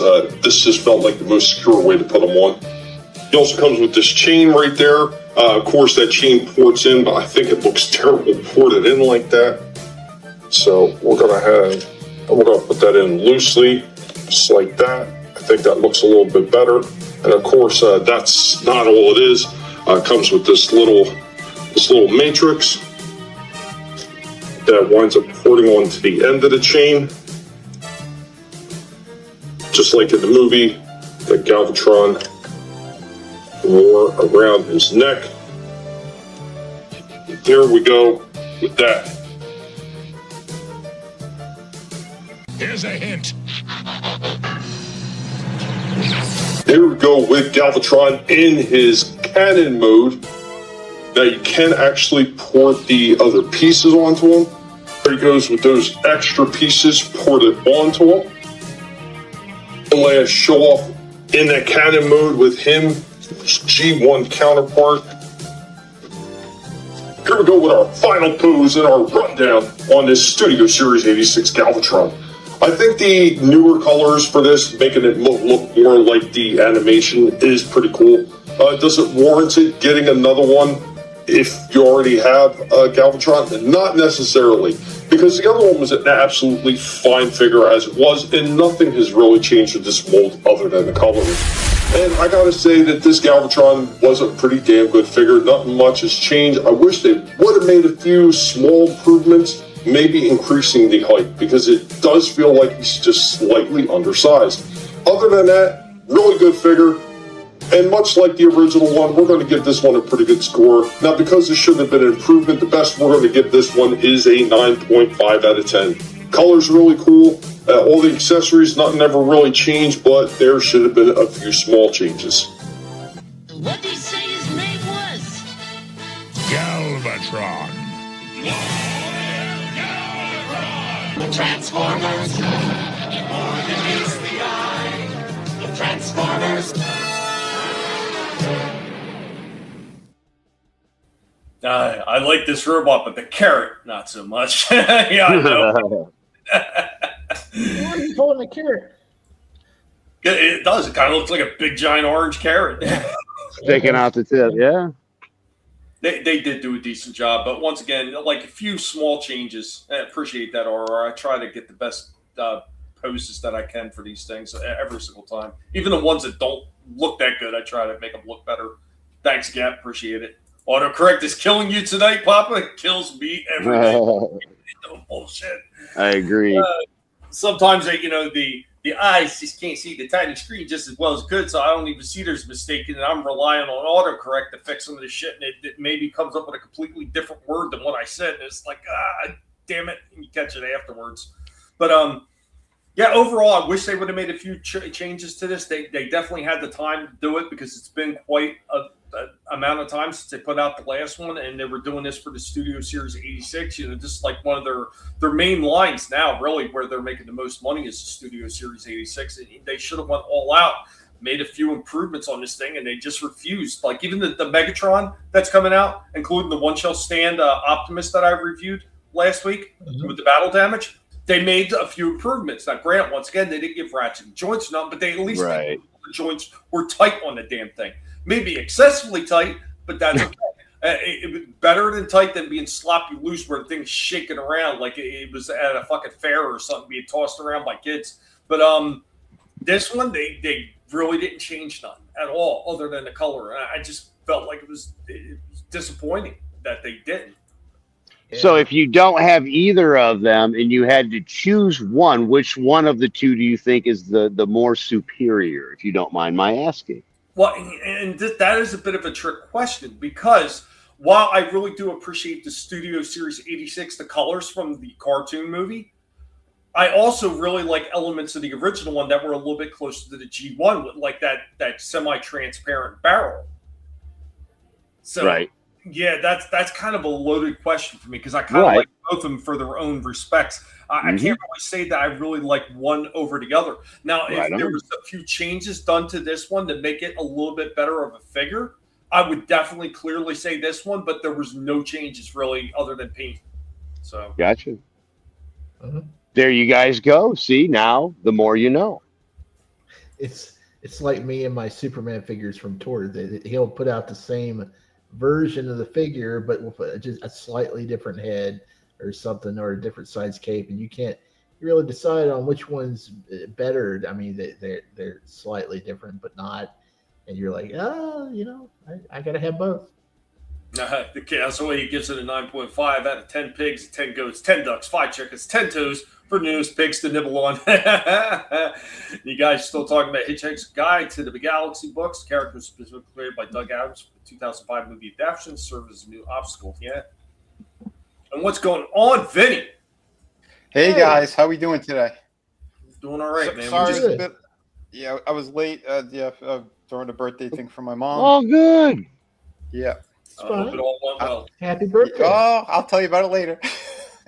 Honest pig assessment. That's all I can do. Or is just give honest opinions on these things. So I just did the Studio Series 86 Galvatron review on that 2-parter and the Pig Nation right before it. So now, where the Canon, the one that's more like the OG, will that go on the other one? Because since they're both pretty much the exact same figure. Okay, exactly. So there you go. Okay, sweet. Hail, Vinny. Hey, buddy. Yeah, how we doing? But awesome. Yeah. Vinny, since you're here, did you want to go?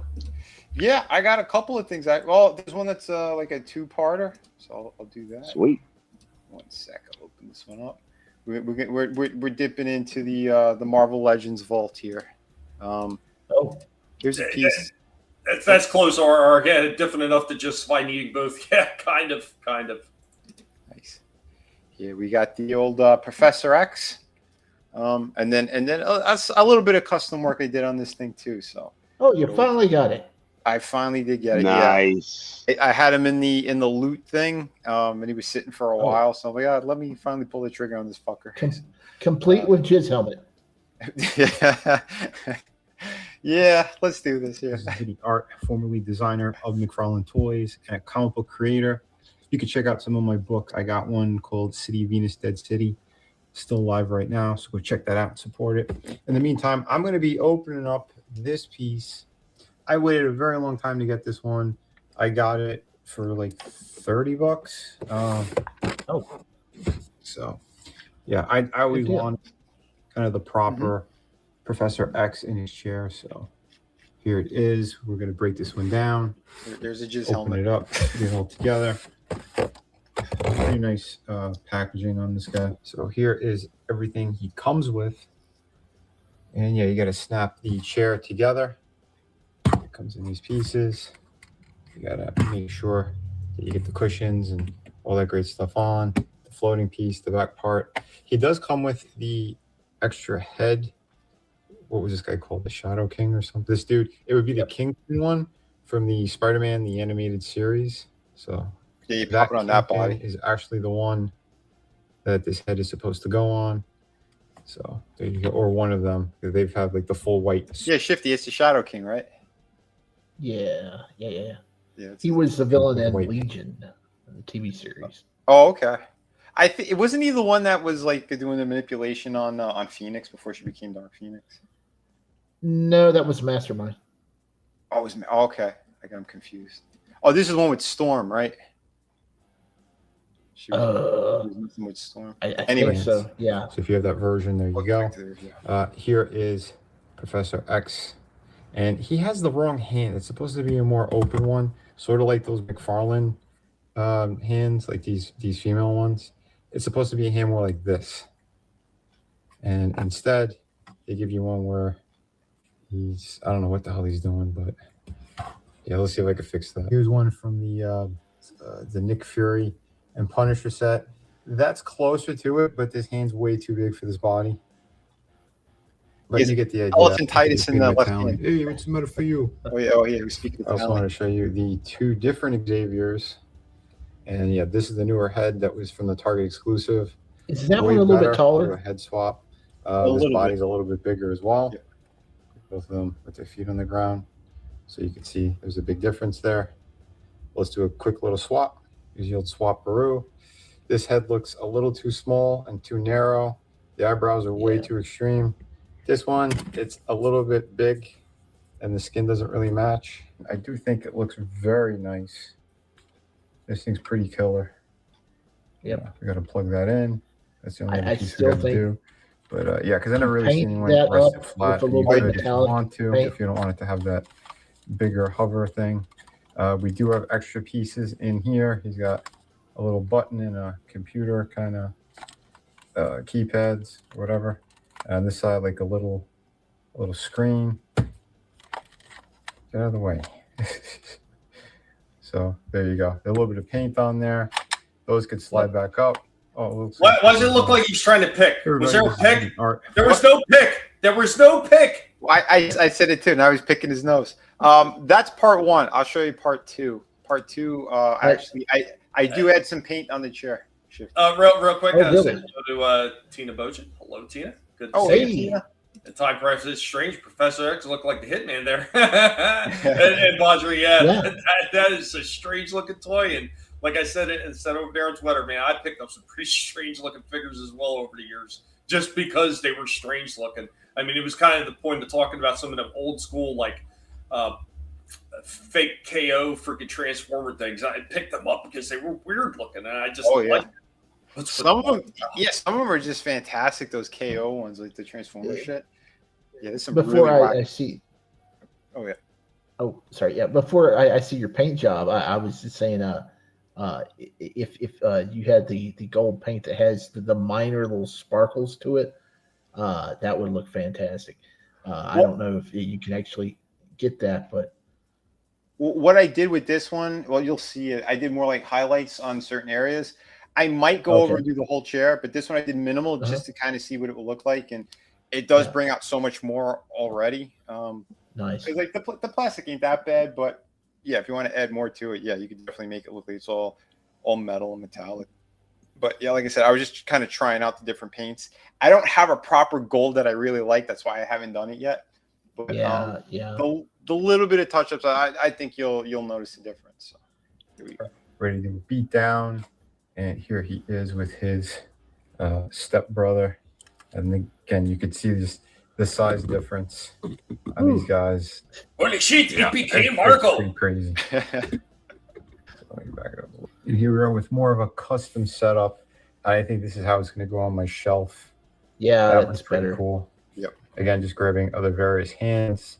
And this one's bigger, so it fits a slightly larger body. And I might do some touch-ups on here to give it a little bit more color and There is one thing.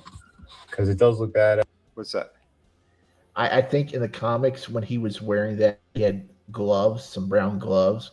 So if you could find those hands and brown gloves, or find like a wrist thing that you could put over the wrist to make it like he's wearing gloves and then paint the hands, you get the brown gloves on him, because I think he was wearing gloves in the comics. Yeah, that's if you want him to. I'm okay with him not having them. I like fine. like the jumpsuit thing is cool, and that's why I left one of the wrist pieces, so it hides the joint, one, and two, it looks almost like like a sweatband thing or something like that. I don't know. Give it something a little bit different. You know. Well, I thought the brown gloves were only for a few select comics, because that was a prostate examination week on the X-Men. Oh. Wait, he wasn't the medical doctor. Yeah, that was more in Nightcrawler. Oh. Yeah, he's got thick fingers. Yeah, that didn't make it sound any better, Shifty. And maybe it did in your mind, but it didn't. Well, if something happens, he can like teleport out his hand out of there. Yeah. My God. What? I'll be right back, guys. Here, I'll play the rest of it while it goes. But it is kind of plain looking. But yeah, the sculpt is there. Everything's there. It looks awesome. It looks so cool. Yeah, I want to do that, because I got that figure too. Cerebro thing as well with the load. Yeah, this does come off, so if you don't want it on, if you just want Cerebro, you could do that. So there's the other one. It's more of a full helmet. There you go. So here is my Xavier, kind of all touched up. I put some paint on here. Nice. To show you guys. I put a little bit of metallic paint. What did I miss? Oh, I just commented about the Jizz helmet, and yeah, he looks cool. He looks really cool. Oh yeah. I think a little bit on the chair, it really works nice. I think just to hit some trim. Yeah, it does. The trimming on his hover chair. There's a few more spots. Get in there a little bit. I think we got some on the back too. Wait a minute, he's getting trim on his hover chair? Of course. Haven't you seen all those hot chicks around him all the time? Come on. That's why he's a professor. I mean, I think the combination you have right here is great. I still want to go back and try to find one of the older Xavier figures, wheelchairs with the X wheel on it. Oh, like yeah. Standard. Yeah, for the other Xavier. I think the last good one they did was I think the 2-pack with Logan. I think it's the last one they gave us a good share, but I was never able to get that one. Up a little bit. And I didn't really, I wanted the chair, but I didn't want anything else in that set. Because I can't believe how plain some of this was. I might get in there and do inside these vents too, but as is, I'm pretty happy with how this turned out. It's more on the simple side. Get in there with a fine tip black marker to do the vents. Yeah, that's what I was going to think of, going darker with it. That way it almost looks like more like exhaust or something. Well, yeah, but to make it stand out more, instead of everything just being a couple extra colors, put a third color in there, that would make everything else pop. Oh, for sure. I was even thinking about doing maybe a little wash near the crevices, near on the bottom parts. So it's almost as it's flying, it's picking up dirt and grime. Oh, maybe even a little blood splatter where he just ran people down with his hover chair. Did he have it in the Savage Land? He should have. Especially with the different lighting that you get in there, it kind of stands out a bit. But yeah, so a little bit of custom work on this one to get the Xavier that I want, and yeah, I think it's pretty badass. Yeah. So here are some of my X-Men, some of the collection we got here. Wait, that Colossus? Yeah, I think he looks pretty damn awesome. What was that, Shifty? That Colossus. Wait, how did you? What is that? He was the Build-A-Wave one. I did a little review on him a couple of months ago. Yeah, but how did you get him to look like that? Did you had an extra head or something? Oh, the head is from the Deadpool. Oh, Deadpool. Okay. Yeah, that Deadpool Colossus. I'm telling you guys, I think he still might be on sale on Big Bad. Don't sleep on him. He is an excellent figure. But yeah, I like the heads on those. Good stuff here. So yeah, if you like this, remember to hit like and subscribe. What's that? To get a more McTaggart, I don't think they'll ever make a figure of her. Somebody's going to have to figure out how to make a custom of her. They have. You got to find. They have. They have. Really? I believe so. She might have been in another pack or something. I Yeah, know they did 'cause I- make her at one point. It had to have been a multi-pack because I can't see them putting her out just by herself. Yeah. I'd have to do some research, but I'm pretty sure I've seen one. Yeah, I know a lot of people they've done custom jobs and shit too, but yeah, I know that. I'm pretty sure they have. Thank you for watching. Let me know if you want to see some more of kind of my customs or group shots. You know, whatever you want. Let me know in the comment section what you dig. But yeah, again, thank you guys so much. I appreciate the support. And remember, I also have an awesome comic book of my own called City of Venus over on Kickstarter. So please go check that one out. Thank you again.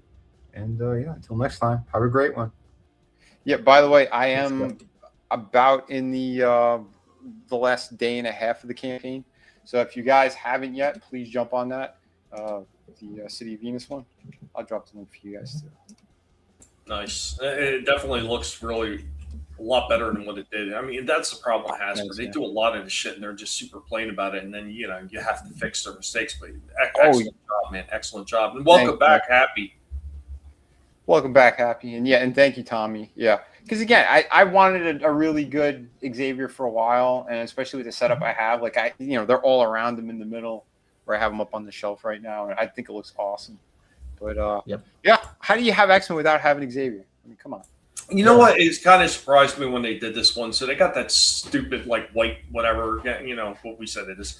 But why don't they ever have they show in the comic that big ringed circle and a circle and everything, trying to show the mental powers going out? Yeah. Why didn't they do that instead? I've seen something like that with another figure. I forgot what company did it, but yeah, they had 3 rings at the different sizes. Yeah, it'd be perfect, But and especially with that Cerebro, instead of having that weird jizz thing, if they did the circles it's helping to get the signal out, it would make more sense. But we know how they roll, or float in their chairs with no wheels. Oh. Yeah, I had the old one from the Toy Biz one back in the day. Yeah, that was pretty neat. Oh yeah, the same one that had that chair. Yeah. Yeah, I did too at one point. Yeah, man, none of that shit survived. Unbelievable. Yeah, I know. Accessory packs. And the problem is some of us are barely able to afford any of this stuff. We're trying to figure out ways to get more things in this, so he's like, yeah, I don't know. I'll float down here. Right. Oh shit.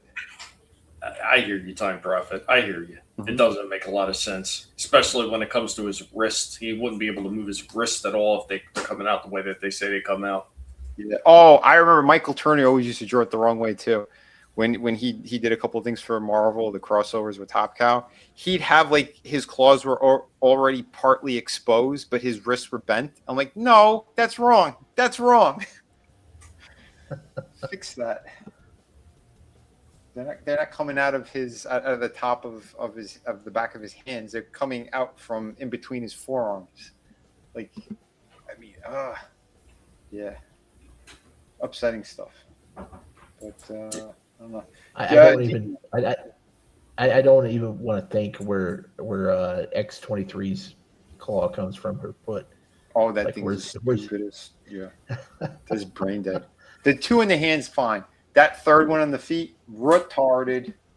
But we know there were douchebags involved in making that character, rather. So, God, this fucking computer. Uh-oh. Yeah. It keeps black screening. No. Oh. Well, is that a segue into another one of my reviews? Yeah, by all means. Okay. Well, I don't think I showed Blade last time, right? I know Shifty did. I don't think I did. Did I? No, I never showed Blade. I never got it. Oh, I thought you did. No. Oh, my bad. I think your review convinced me to say I was going to get it because we talked about putting the. Did I show? I think you did. I think you did. I'll play it a Audience, little bit. Did Did I show play it last this? week? I think you did because I think your review is what convinced me, or it might have been your pictures. That you No, showed, I put a picture in the Yeah, group. I was going to say I don't remember the review. I remember the pictures, Okay. especially the picture showing with the trench coat. It's a badass figure. Go ahead and play it. Yeah. Okay. So I don't have that coat. Yeah, that was someone else's photos that I dropped in that group that time. But I did get my hands on him. Apparently, the 2 Wolverines are like impossible to find, but all the other characters you can pretty much get. He's the next one who I guess people have been snatching up because they're like, I don't know if I want him, and then the reviews are getting out there, and people are like, oh, he actually looks cool. Well, What about the Target Wolverine? Say again. Have you? What about the third Wolverine? Have you even seen him out at Target yet? I don't think he's out. Okay. The shirtless one? Yeah, no, I don't think so. But formerly designed. This one's pretty Toys, badass. Comic book creator. I do a campaign right now on Kickstarter. It's called City of Venus, Dead City. Please go check that out. If you go to vinnieart.com, you can find the links easier from there. Today, we are going to be reviewing this Blade figure from Deadpool and Wolverines, the Marvel Legends one. And let's open this guy up and give him a full review. So here's Wesley Snipes' Blade out of the packaging. I do think they did a very nice job on this dude. Pretty awesome. And with the shades on, I think all you really need to do is touch up those white spots and it'll look like a younger Blade. No problem. I think the likeness is there. It looks pretty damn good. It's what he looked like in the movie. He even has the tattoos on his neck. Good details. Very nicely done. The only thing I don't like is this strap that they put here because the plastic is really not so great. Articulation, pretty damn great. Again, the new ball joint system for the neck, really awesome. There is only one perfect blade. range on this thing. He does have like that cup ball joint system going on here, which is really cool. He does have the upper diaphragm, which I think the range could have been a little bit better, to be honest. He does have drop downs, so he can get a better range for his kicks. Again, upper thigh cut, double hinge on the knee, very tight on one of them. He does have rocker and hinge for the foot. So all in all, pretty good. He comes with a couple of weapons. Nothing too extreme here, and you could put the gun on the side here. So not too bad there. He comes with a little knife that goes back here as well. Here. Should have came with the sword. There we go. Yeah. All good. And he actually comes with 2 sets of shades. The other one's still in the package, but they're the same exact thing. He does have an alternate head. This is the one that came on the packaging. More of a neutral expression. Nothing really special going on there. I love this one. This one's killer. I'll zoom in a little bit. You get a better look. But yeah, with a closed fist and an open palm. And I tried something a little different here. If you actually have the first Barenthal Punisher, and this kind of works too. So that's one way of doing it. But if you do have a soft goods, like that's probably going to be your better option. It doesn't restrict anything. Yeah, not bad at all. Not bad in a pinch. Yeah, this figure has pretty nice range too. And yes, the shades do fit on other characters as well. I like the Jinx head. The shades on that one, pretty good. And I put a G.I. Joe classified katana in his hand. Here he is with Barenthal. Pretty damn awesome figure. Thanks for watching. Remember to hit like and subscribe. More coming at you soon. This is Vinnie Art. So, yeah, I know people have been getting like the soft goods coat. I know I have one somewhere. I need to dig through some of my toy shit because I know years ago I was getting a couple of different items and things. I'm gonna have to search. If I could find one, I'll do another review. But yeah, if you do have something like that, that other coat, like it's not that bad. Or an Undertaker coat if you had an Undertaker figure. Oh yeah, that would be perfect actually. You know, although aren't those figures a little bit taller? Yeah, they are. But you could roll up the sleeves or something, maybe. Okay. The length of it, though, I mean, yeah. I'd have to look around. Yeah. Maybe AEW will have one that hits Ross that has Well, like a. Well, I mean, don't they have one? I was going to say real quick, don't they have one from the Black Series? Like one of those guys got like a big old trench coat thing? I'm trying to think. Maybe. Well, I know one of the Cobra guys, but it's like the whole waist part, I think. The Jude Law figure has a brown like trench coat you could paint black. Okay. Oh yeah, that's right. That's right. He does have a long coat. Yeah, I have him somewhere. Maybe I'll do something like that. I don't know. But the arms are different. The joints, yeah. I don't know. But yeah. This figure has drop down hips, so wouldn't that make up a little bit more length to the figure? Well, it would, but even when you pose it though, like that's the purpose of the drop downs, right? So you get more range, and he'd get deeper into a thing. I mean, you could drop him down just if you want him just standing straight up and down. Yeah, he'll look a little taller. Yeah. But not bad though. I do love that snarling head expression. It's perfect, and I already did. I painted that white spot on his hair, so yeah, he already looks like he's 20 years younger. Black don't crack. But remember, when you're posing a figure, you gotta go. Well, when I get another coat on him, I'll do that. I'll do that for you. Okay. Maybe I could find it. If I do it under a minute, I could actually play the music on a short. But yeah. But it's got to be less than like 30 seconds. Yeah. Well, no, it's a minute, some shit like that. I think, unfortunately, we have lost Adam for the night. Adam, thanks for being here for the time you were able to be here, buddy. Appreciate it. Yeah. Hope you guys enjoyed it, though. I mean, that was a pretty good one there. I'll have to go back. Yeah, I saw you guys said that he burnt the toy. Yeah. Well, he threw at least a box in there. Yeah. Okay. Nice. Black Series Luthen real figure. His coat might work for Blade. Oh, I'll check that out. Yeah, maybe. Yeah, that would work. Because I think it's got a collar. But yeah. So Shifty, you were saving yours for a little bit later, right? Yeah, I got 2 videos though. Now that we have somebody playing. All right. Well, I'll play one thing, and if you want to go next with that, just drop it in the private.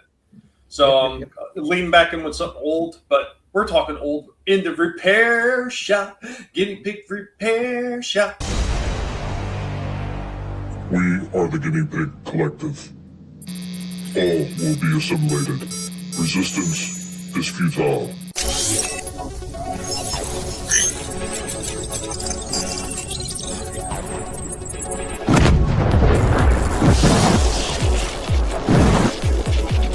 Oh, I was actually in the middle of repairing this guy. I already showed like a few repairs that I did on this guy. You know, I actually put the whole headpiece on. It wasn't there.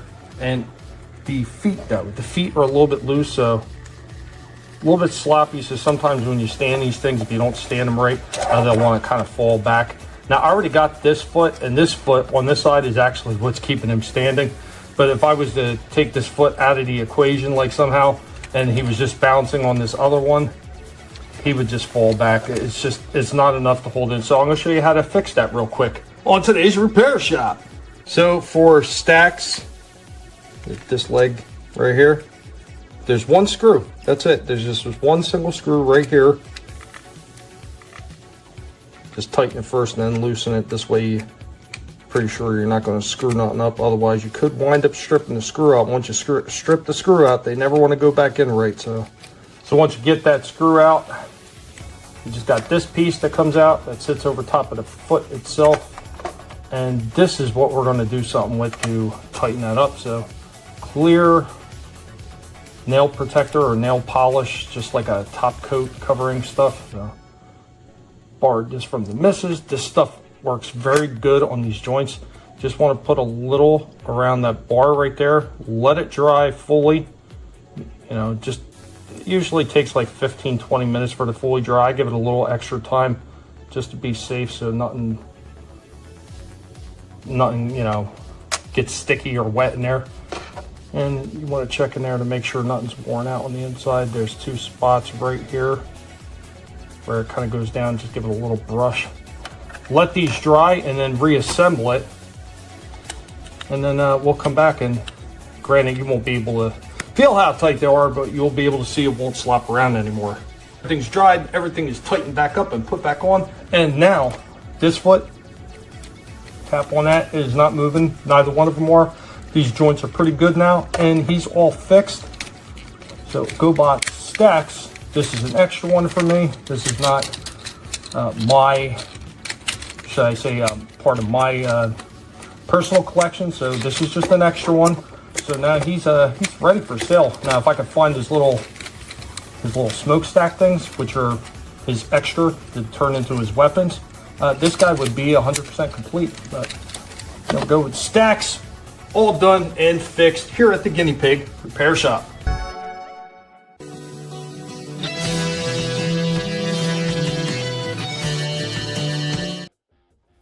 There goes Jackson. That's what we were talking about earlier, Shifty.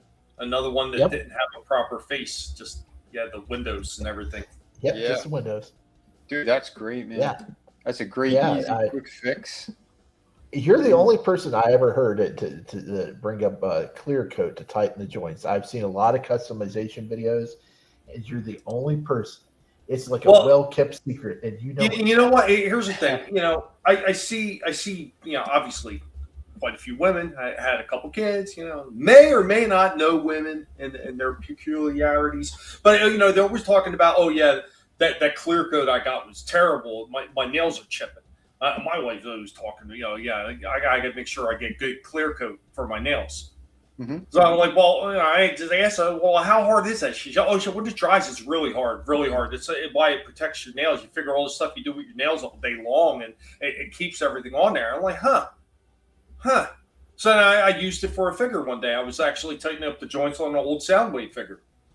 Lo and behold, man, that shit worked like fucking like boom, that was the shit awesome. Right there, man. It was amazing. I let it dry extra long, way over to 15, 20 minutes. They say to let it dry. I let it dry for hours just to make sure that it wouldn't get tacky if the top layer got a little worn down.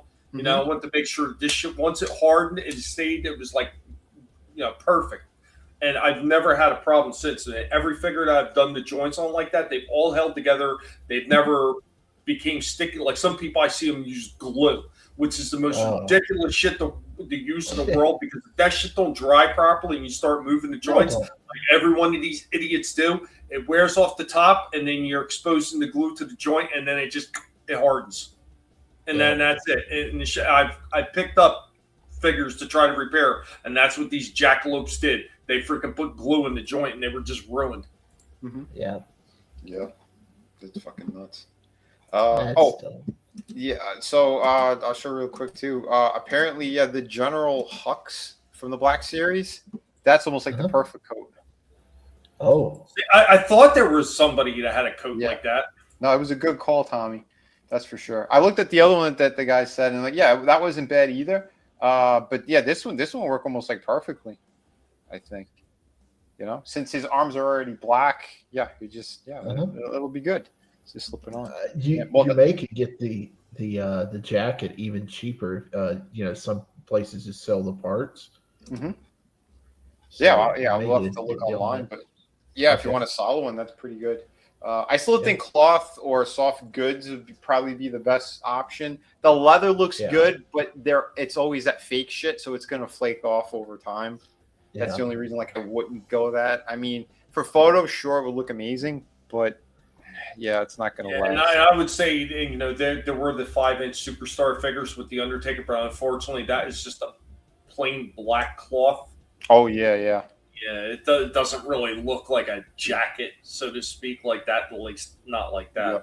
Yeah. I think the wrestling figures, there's probably something out there, because I know they got a lot of T-shirts on cloth good stuff. There've been some jackets or vests or hoodies, so I'm sure something will pop up, even if I can't find one. I know eBay. Those poor kids. Let's not get into how the anatomy worked on that. Here's Shifty. I don't know. People on Twitter probably need an explanation because they really think that things can happen differently. You can Right? poop your kid at any time you want. those aren't kids. Those are The little brown rag doll standing up in the corner of my hospital ward all by himself. This will turn into a different stream if we continue on those jokes. Hey, what's going on? Is Shifty back with another video, and here are my Bob's Burgers vinyl figures that I bought last month at Five Below. They didn't have Bob when I went out there, and I finally got to go back, and my fingers were crossed. And, luckily enough, when I went in there today, I found him. And I finished my collection. It's a good thing too, because he with tax and shipping, he's going for like $16 or if not more on eBay. So I got definitely a good deal for $5 on him today. Glad I finished up my set. This is from Fly Guys. They actually make the South Park vinyl figures, which are pretty nice looking. I only was able to get a Cartman of that lineup. They're on to a second wave now, which is available in Five Below, and they're wearing their school athletic outfits. And Butters, he's wearing a little Hawaiian shirt and he's swinging a golf club. It's pretty cute.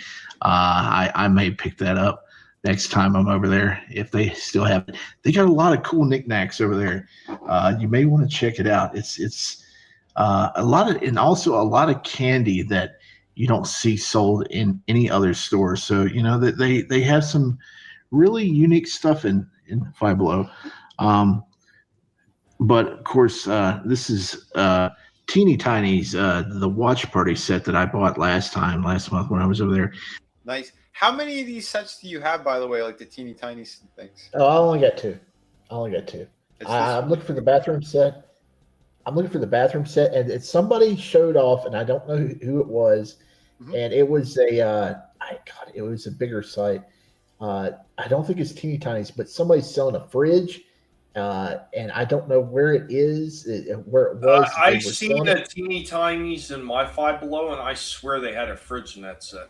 Yeah. Okay. Yeah, but I don't know if it was Teeny Tiny's that made the one that I'm talking about. But somebody else had brought up that there's a fridge that you can buy, and it looks pretty neat. So I may have to remind me after this. I think I got a hookup for you. Oh, I had to exchange that because some of the stickers were misaligned on my original set. But yeah, this is really cool for $5. You can have some tailgate accessories for your Marvel Legends or wrestling figures or whatever. And today I picked up the barbecue grill set. I was tempted with this thing. I saw it once. If you do a review, I got to check it out. Because of hot dogs, pizza, steak, shish kebabs, hamburger buns, but no hamburger patties. I'm going to have to try to make some hamburger patties so I can grill them up. But the only issue I have, there's no labels on the ketchup and mustard, but I can fix that at some point. Still cool set for $5. I'm looking for the bathroom set that everybody's going crazy about online. Still haven't seen it the two times I've been out there, but at some point, hopefully it'll show up in my local store. But yeah, Five Below, a pretty neat store for like miniatures that you can use for your action figures and good old vinyl knickknacks. So head on over, get you some cool stuff. Hey, what's going on? Is Shifty back with another video? I put up a second video. I have a rant about that last Teeny Tiny set. Oh, okay. So I remember the last time we were talking about that, I was mentioning the old school candy, and you said you didn't really notice. You went and looked, huh? Yeah, well, I just looked. I glanced while I was going by. They had some stuff that I had never seen. It wasn't so much the old school candy, but it was stuff I've never heard of and stuff I might take a look at next time. I'm just Walmart has a terrible selection for like the old school candy and like the hard candy, because I try to find something like my dad used to remember and stuff. You want that hard candy? Yeah, I have to go to a drugstore or something. to get that stuff. Yeah, I know. Yeah. Well, the thing about Five Below that got me the first time is when they had some of the oddball stuff, because they had some older candies, but the one that got me is when they had a Zagnuts and an Abba. Nice. Like when I seen them in a Five Below, I was just dying. I was like, I can't believe they have this shit. That's great. And I gotta say something. You know, I'm respectful of certain individuals and stuff. But I've noticed for some reason, every time I go into a Five Below, there's some really good looking women in there. I don't know why, but that place has always got some chicks in there. Everybody likes a deal, especially Hugs. I know. Yeah. Shifty's like, I still want to disrespect you, man. Five Below. He's like, I disrespect you all night long. Yeah. He's standing right behind her, like bent down, like staring at her ass with his fingers on his head, like he's Professor Xavier trying to will it to happen.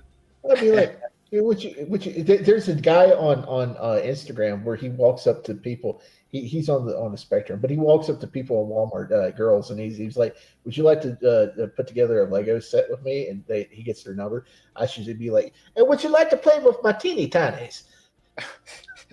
Well, that's not what the ladies like to hear. Oh, well. Not teeny tinies. No. He's just noticing the deals off the rack, more like on the rack. Yeah, Gab said he's so excited, y'all. Ollie's opening up a new store. It's only 20 minutes away. Oh shit! Hey, let me tell you something. Before we play this video, Ollie's they got the Sega figures, the Sega figures that would not sell in Walmart, but they got the good ones. They got the kangaroo, they got the dragon. They're $8 though, but still, that is more than worth it because those suckers would be worth $20. They're so good. So get out to Ollie's, look around. They got the kangaroo, they got the were dragon, and they probably got the other ones. So yeah, I don't have the dragon. I got the kangaroo. Yeah, and I did the review. Yeah, that thing is a beautiful figure. I think I paid $6 for them.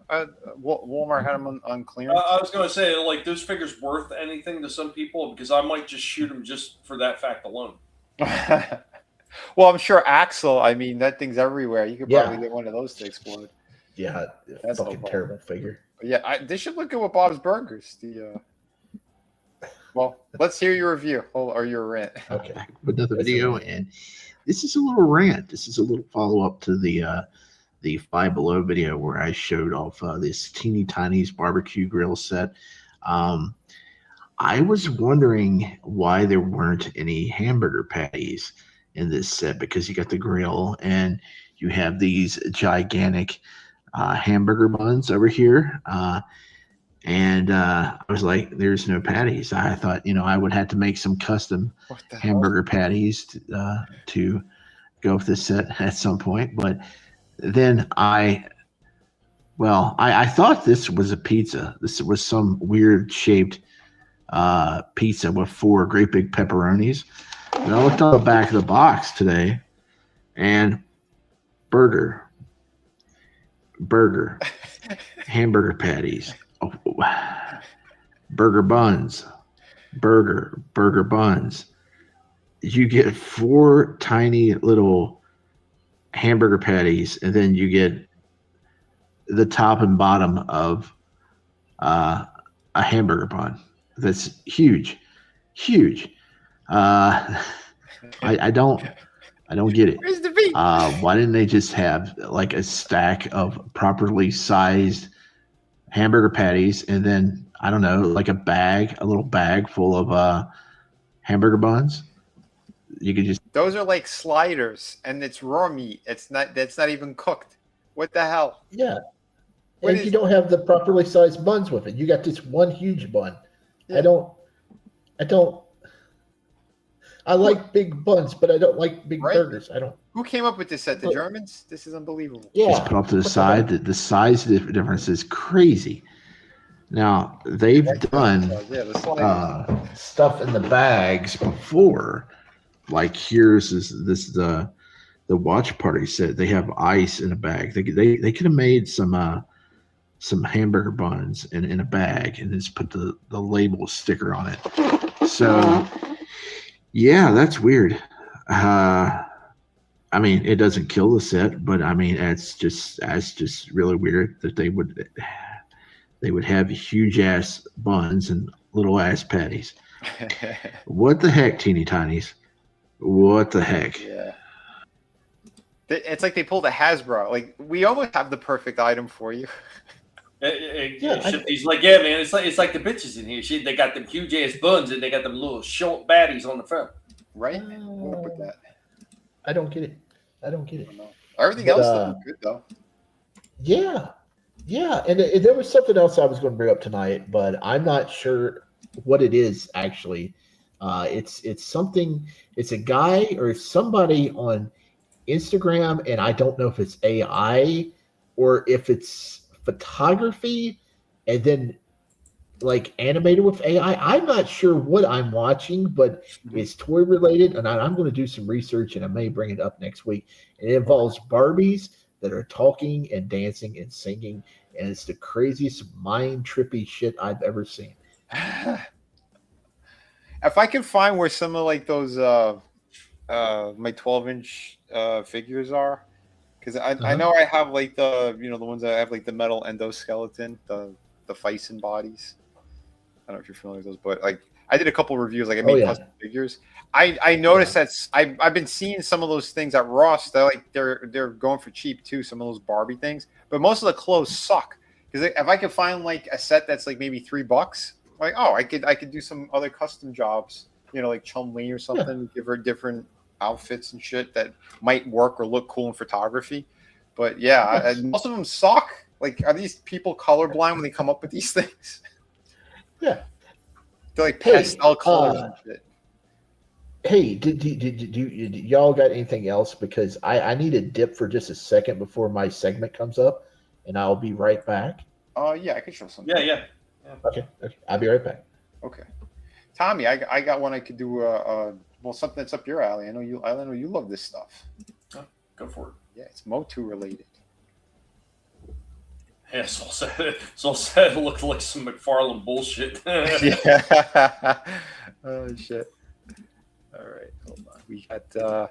I found vintage Skeletor at Ross. Nice. Yeah, I'm happy I did because I missed out when he was in Walmart and they were going for like $10. So I'm happy that they did have it over at Ross. Yeah, I've had my eye on a few of them, like on eBay, and yeah, it's like, I know. It looks so good. But I said for $10, yeah, I'll pull the trigger. This is Vinnie Art, former lead designer of McFarlane Toys and comic book creator. Right now, I've got an awesome project on Kickstarter called City of Venus, Dead City. Go check that one out. It's a collected edition of 1 and 2, 100 pages. But today, I'm going to be reviewing this vintage collection, Masters of the Universe Skeletor, Evil Lord of Destruction. This box is already ripped up a little bit. This is how I got it, but it's because I found it on sale for $10 at Ross. And yeah, this is one I've been wanting to have for a while. What up, Keely? I passed on it a couple times. Luckily, Ross had it. So check your local Ross now. So here is Skeletor out of the package. And I do think he looks really good. Oh, maybe the chest is a little too big. And we got the ball joint in there. But yeah, I don't know. It's looking pretty nice. Paint job. It's all right. It's adequate, I think. What we got here. This definitely needs paint. I'm going to have to touch that up or do something. The finish on the plastic on the sword is really nice. It's almost a little bit of a metallic sheen in there. So that's pretty good. And we know most of the Motu bodies, they're like the same base body with some differences. Either in the forearms or the shins and the feet. Pretty much the legs, the arms, and all of that stuff is pretty much the same. It does have a separate piece for the skirt. So if you want to take that off or change it, you could. Like I said, articulation is pretty much what it is. The sword, you get it on the back as well. So, not too shabby.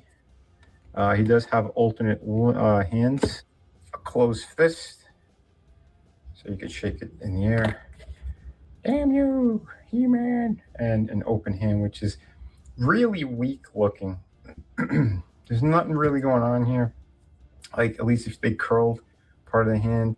That's all he really comes with. Yeah, that's the one thing that bummed me out. Like, if you're gonna do a hand like that, it looks like it's supposed to have like a sphere or something in it, because all the fingers are all perfectly lined up, and that's not how it's supposed to be. Like, your fingers taper, you know. So the middle finger is the highest one, and then it dips down with the ring finger and the pinky finger, and that one it's like all the same boxy shape. You know what I mean? I'm like, it feels like it was meant for something else. That hand. It possibly was. Maybe they just ran out of stuff put in there. Like if this was like normal price, then it would be something like but $10. Oh yeah, for 10, no worries at all. Not too bad. And to show you another figure, which I found on discount as well. Yeah, if you go over by Ross, you also have Hordak is available. So, and I'm glad because I missed out on that other one. I had it and I had to bring it back, the blue one. Oh yeah, the blue one, the one I got, man, that thing is awesome. Yeah, awesome. Glad I got it when I did because Trina wanted me to go back and look for her. Yeah. And my store had an ass load. When I went back, it was only a day or two later. They were all gone. Oh wait, that's what happened. I think I sent it to her. The one I had. Okay. Yeah. When I went back looking for it, they were all gone. All of them. They were all sold the fuck out. I was like, wow. That was Ross? No, this was at Target when they had them at Target. Yeah, with the blue Hordak. These two I got at Ross, but the one we were talking about was the blue one. Because I figured maybe I'll go back and grab one when it went on sale, the blue one, and then the sale was over. He was sold out, but I think it made Trina happy, so I was fine with that. But hey, I did find this one for 10 as well, and the gray and black, I dig that anyway, and he comes with wings, so I'll show that review on him next week. But another nice one. There you go. It's a master and the student. I think this is probably my favorite Skeletor that they've done. He's got like that Viking outfit on. I do like the skin color better on the 40th anniversary, but I think I like the smaller chest and the proportions fit better. I think for Skeletor, I think that face is more menacing. Like I said, a little bit of paint deco will go a long way, I think. But there you go. There's a little comparison between them. Thank you again for watching. Remember to hit like and subscribe. But both of them I dig. That one that was it was like a Viking look. Will go a long way, I think. Yeah, this guy. I don't know if you remember one of the original concept artworks of Skeletor. He had like that bigger piece and that helmet that was different and like a little bit like a goatee. It looked like that, and it had like a cape. He had swap out parts so you could make your classic Skeletor. And to me, I think this is still like my definitive. I love the 40th anniversary. Both awesome figures. But if you could get your hands on this one, I think it's on sale as well at Big Bad. Tommy, I think I told you about this one a while ago too. I said if you want a really nice one that's like 6 inches and it's got all the nice articulation, this one's pretty dope. So, did they ever make one that looks like the cartoon? The Origins ones. Yeah, the Origins line, and he looks amazing. But I mean, if you're not already collecting, you might not want to get into it because you're probably going to wind up picking a whole bunch of them up. Yeah, and you're gonna be paying a lot because now the older ones you can't get. So for the longest time they were just collecting dust in the stores, and out of nowhere they just all started disappearing. I guess people woke up to how well done the cartoon ones were. Oh yeah, and then people started doing that when the Filmation ones were coming out. A lot of people were like mixing their collections too. So Well, a lot of people are jazzed about the movie, and they're probably going back and buying a lot of this stuff up. I was expecting the figures to hit already. I'm pretty sure they should. Maybe the first week. They are. They're already at mine. I was looking at them yesterday. And, no shit. Yeah, they're pretty well sized. They're like a hair bigger than a large Marvel Legends figure. Okay. So they're in between the McFarlanes and the Legends, and they look pretty nice. Okay. There's only like 3 that they're releasing right now. Mm-hmm. Triclops, Man at Arms, and He-Man. I guess Skeletor, Tila, and whoever would be in the next wave. Okay. I think Traptros should be in the next wave, but I am very curious about that He-Man one because I've seen the articulation and I thought it looked amazing. So, like I said, I might get 1 or 2 of those figures. But you need to look down. They're every Walmart I've been to, they're on the bottom of the shelf underneath all the other He-Mans. oh, there's like no He-Mans in my stores. Oh, okay. Yeah, so like the whole, I'm telling you, the last 2 times I went to the stores, both Walmart and Target had like virtually nothing. There was some of the Marvel stuff, like the bald chick from Deadpool and Wolverine. She was all over the place, peg warmer. And the GI Joes that are way too expensive. The ones that are like $42. Those guys are sitting there, but yeah, there's not much else. And then like the Transformers, slim pickings. It's mostly like the shitty video game version of Optimus and Megatron, and like nothing else. Blockies. Yeah, the blockies. I've seen a lot of those, but yeah, I don't know. They're gonna have to fill up these shelves. So, well, my Walmart's pretty well stocked with a lot of just about everything. They had the Mando stuff out, and again, what are we doing, Hasbro? The figures you're putting out for this movie. Again, everybody's got a Mando figure, and they just released another one, and they charge you $40 for it. Everybody's already got them, and a Sigourney Weaver figure looks like shit. Yeah, you don't get the big guy from Rebels. What the fuck? You don't got the big guy from Rebels. Everybody would want to figure him, and the rest of troops. Nobody cares. Yeah. Oh, it's retarded. The whole thing's retarded, but you know how they are. And RR, man, yeah, dude. I believe, yeah, you own it, don't you? I'm pretty sure he's got the original of the trap show that I did. Here, I'll show you guys, because I mean we're still talking He-Man, so I might as well. I don't know if you've seen it, Shifty, but here is my. Oh yeah, we looked at this when they showed it off at the Toy Con. Yeah, there's my. Oh, that. Oh yeah. That's cool. There you go. Yeah, I'm pretty sure it was RR who got this one. You have the Skeletor as well, don't you? I think he does. But hell yeah, man. Yeah, this is one of my favorites. I might do more. I wanted to do more He-Man stuff too. I just kind of ran out of time. But that's awesome. Yeah, I'll probably end up doing more. But yeah, these are pretty neat. I had a couple of here's my Evil End. Woo! Oh yeah.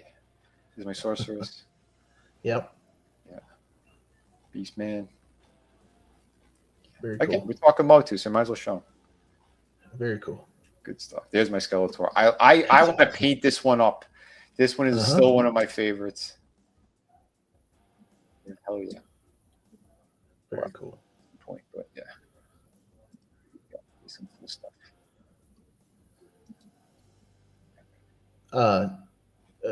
World-class bullshitters that YouTube channel. Yep. They're going all doom and gloom on the Supergirl figures. Keep saying they're going to end up in Ollie's. Well, McFarlane doesn't sell toys at Ollie's. They're at Ross and Burley. No, they don't. And we know Jeff. He's been on the channel a bunch of times too. I got to say it. You're dead wrong. You're dead wrong, Jeff. I'm sorry. You're dead wrong. Those figures are already going for $60 each online. Yes, they sold out the pre-orders. I keep watching the videos, and he's saying, "Oh, they're gonna not sell." And Todd's actually being smart about this. He's not just putting out the Supergirl movie figures in this end cap at Walmart that everybody's trying to find. Mix. He's putting out the latest wave of McFarlane multiverses. He's putting in the Cavill, the Ralph. I think Ben West, or what her name is. I think she's exclusive to GameStop, maybe, but she might be there. I don't know. But yeah, everybody's going crazy trying to find these. I think yes, they will have like some of these side characters that won't sell, and maybe a couple of the main Supergirl figures because they made 3 different versions. But yeah, a lot of these things sold out. Wow. Sold out. It isn't Star Wars. Which one's the exclusive at GameStop? I think it's the Ben West, or the CW. I think that was exclusive to GameStop. Oh no! I saw a couple of photos. She's on the end caps of some of the Walmarts. Okay. Yeah. That's good. If I can find her before my reservations come in, I'll just buy them there. And I think a lot of people are doing that. If I find her as well, I'll probably cancel my pre-order.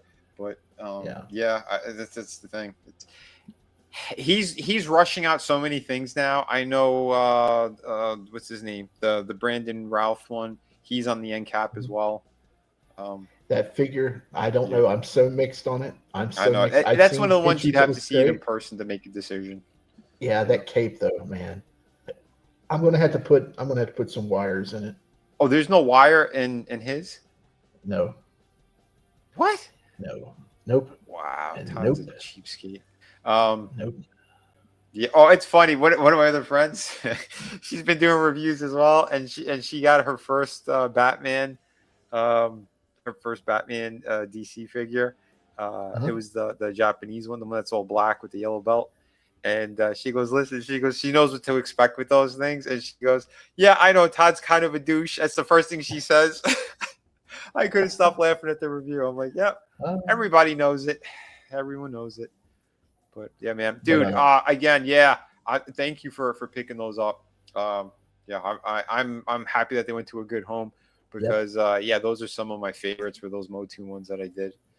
They're great. Like I said, I do want to do more. I'll see what I can come up with. But Shifty, do you want to do your segment? Yeah. Roll that beautiful beam footage. Okay, which I gotta make sure I get the right one here. No, there. Oh, here's a Tord one. We talked about Tord. We didn't play it. My quirk is I love pickles. Don't be shy. Push. Oh, I love your dress. Pickles. Pickles. Stay. No, and I'll just just stay in target start loading some stuff up in here. Yeah. Oh, it's the what new one? Okay, gotcha.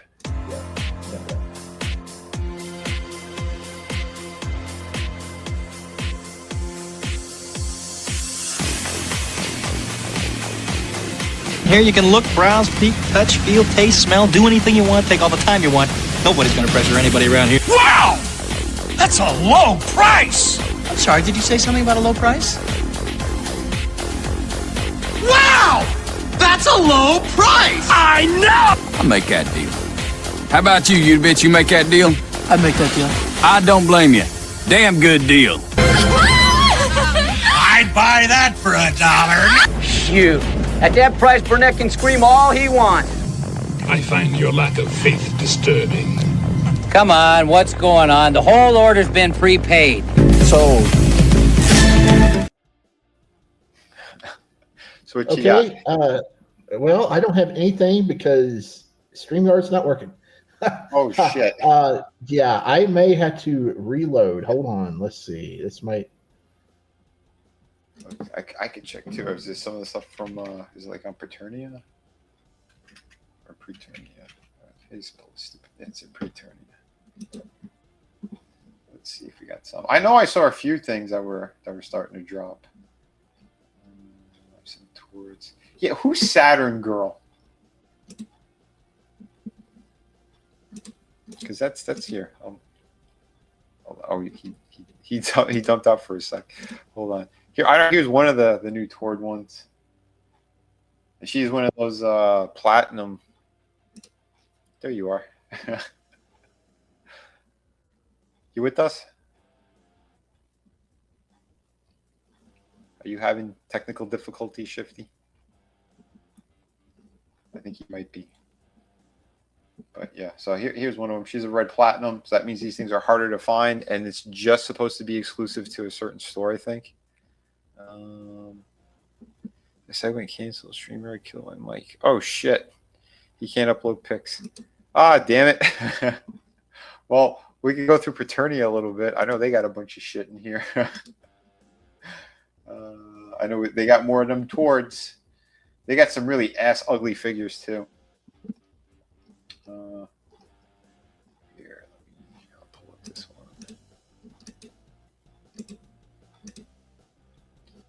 Yeah, there's a couple of them.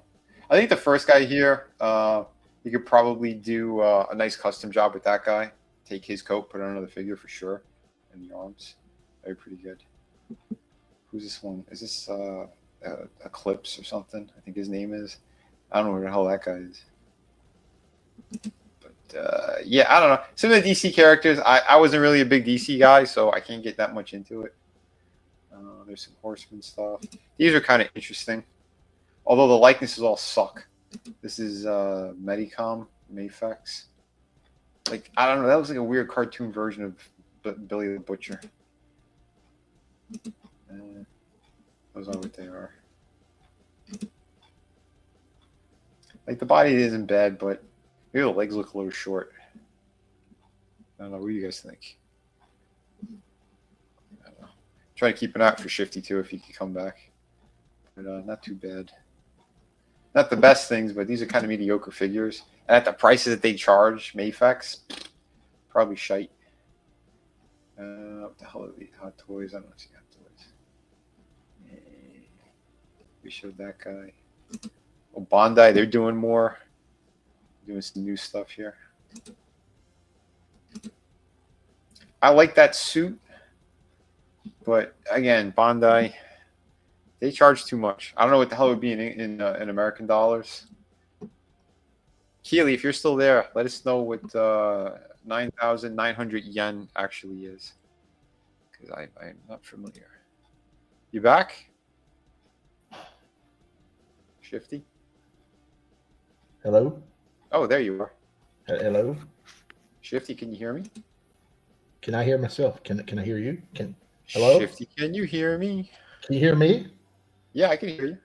Okay, cool. Now let me see if I can present pictures. Let's see. All right, you're back. Is this one of the pictures you're going to show?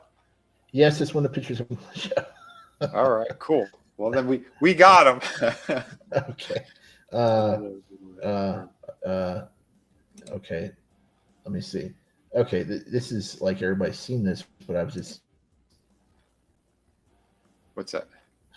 It's not working. It's not working. It's not throwing my picture up in the thing. Well, name a character. Maybe we can find it. No, it says invalid file type. What the hell? Oh shit. Maybe it is StreamYard just being kind of a douche nozzle. Yeah. Yeah. I'll tell you right now, this figure is not all brand new. Pieces of her are. He's a total just a repaint of the previous one that I reviewed, which is a damn good figure, by the way. Yeah, I really did like that thing a lot. But yeah, the likenesses on the actor. What the hell's her name again? Kristen Ritter. That's it. The likenesses are pretty good on this. The hair is pretty cool. The arms and the jacket, and I think the upper torso, I think that's all reuse. The main torso too. I think where they cut where the joints are by the thigh down is new.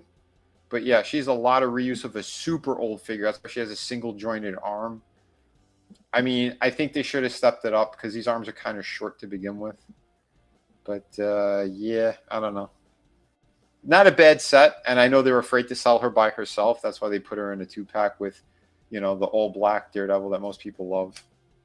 So, kind of is what it is.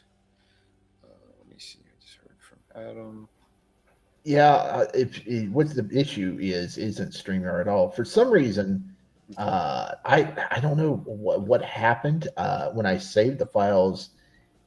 They were working in StreamYard earlier, but now it says the file is not a file that it can show or be presented, and that's all in my pictures.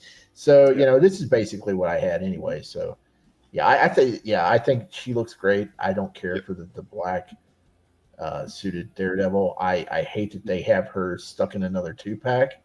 Yep. Well, she have a good nighttime, Prophet. Yeah, have a good one, buddy. Night, dude. Yep.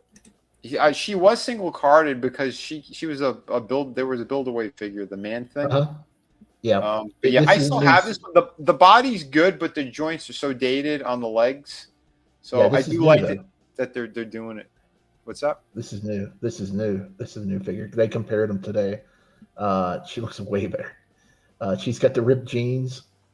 Oh yeah, no, that's what I said. I said the thighs down. Those legs are brand new on the other one. No, I didn't hear. I was out. I was. Okay.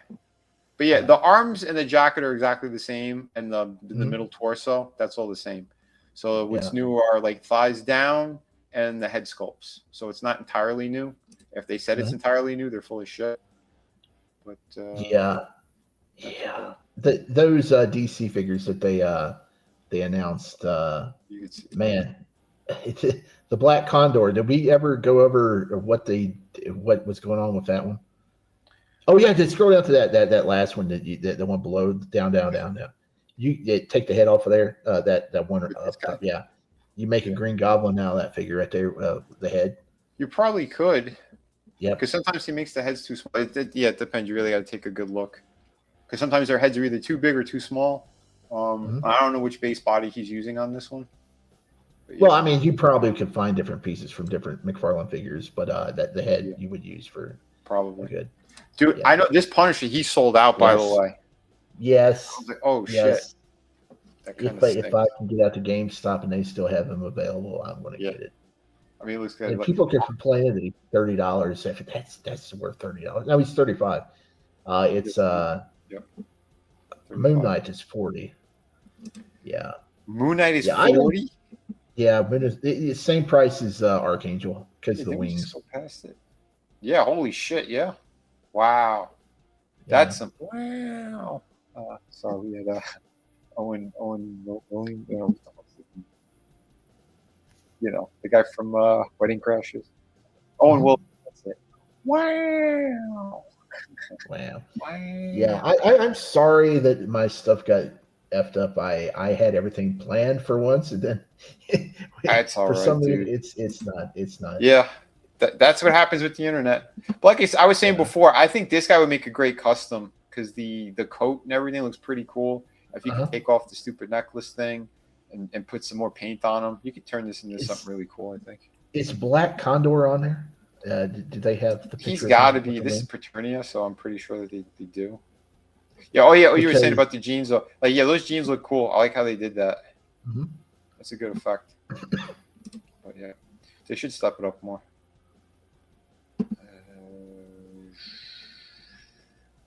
Yep, Balrog came out. Yep. Oh, look for him on a review in another week because I did get my hands on him. I may go ahead and just put him in my pile of loot. Yeah, I think he's up top. He's probably farther up. Oh, was he? Probably. I thought it was low. What's today's day? Oh yeah, he's probably higher. You're right. Did I pass? I might have passed him when I was scrolling through. Let me see if that picture is. Let me see if all of my pictures are screwed up because I do have a couple pictures of him. What's his name again? A Black Condor. Black Condor. Bartland. Yeah, we'll get him. We'll get the photos. There he is. Okay. I got him. They. It's the Native American actor. They. Zane McLaren from you everybody's seen. He's been in everything. Yeah, and I don't know if they did it without his permission or they got his permission or what. I don't know, but I may have to get that figure and customize the hell out of that because he's one of my favorite actors. And I just like that Conan, elongated man. What the hell? It looks just like him.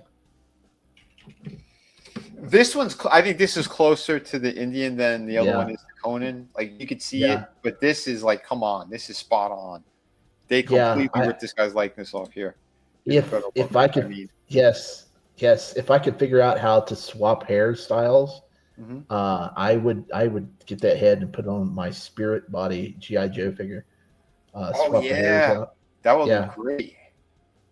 That would look damn good. Oh yeah, you know what? The head does look smaller. This might actually work. I think you're right.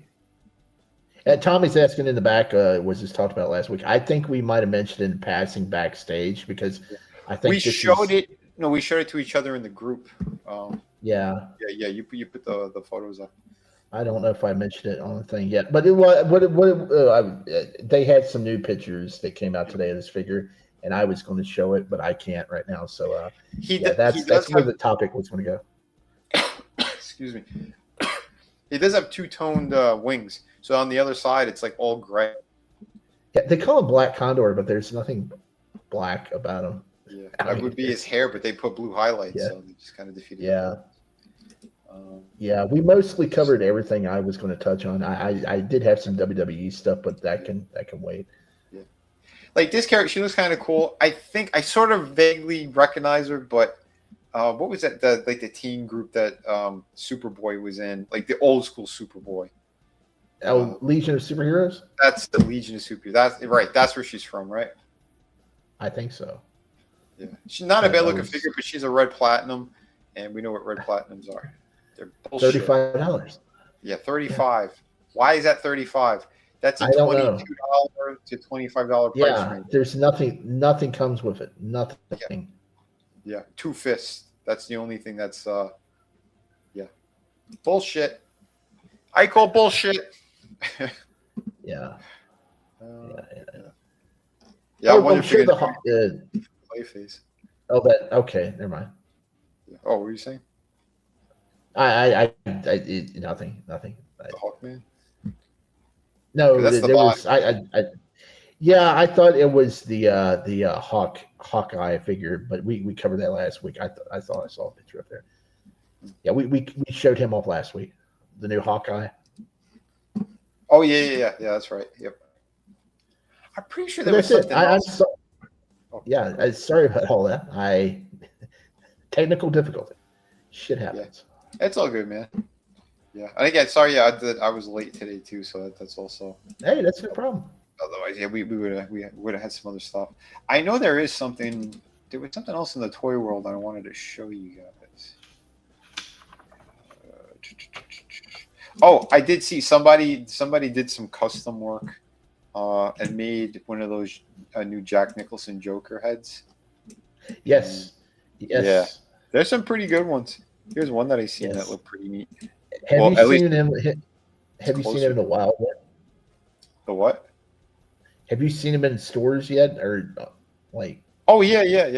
He does look way better in person. I will say that 100%. Yeah, but I know these things are all selling out. But, all right, man. Yeah, Tommy had to go, but yeah, dude. Yeah, have a good one, brother. No worries. So sorry for the whole. I mean, that ain't bad. Yeah. Oh, that was a pretty neat one.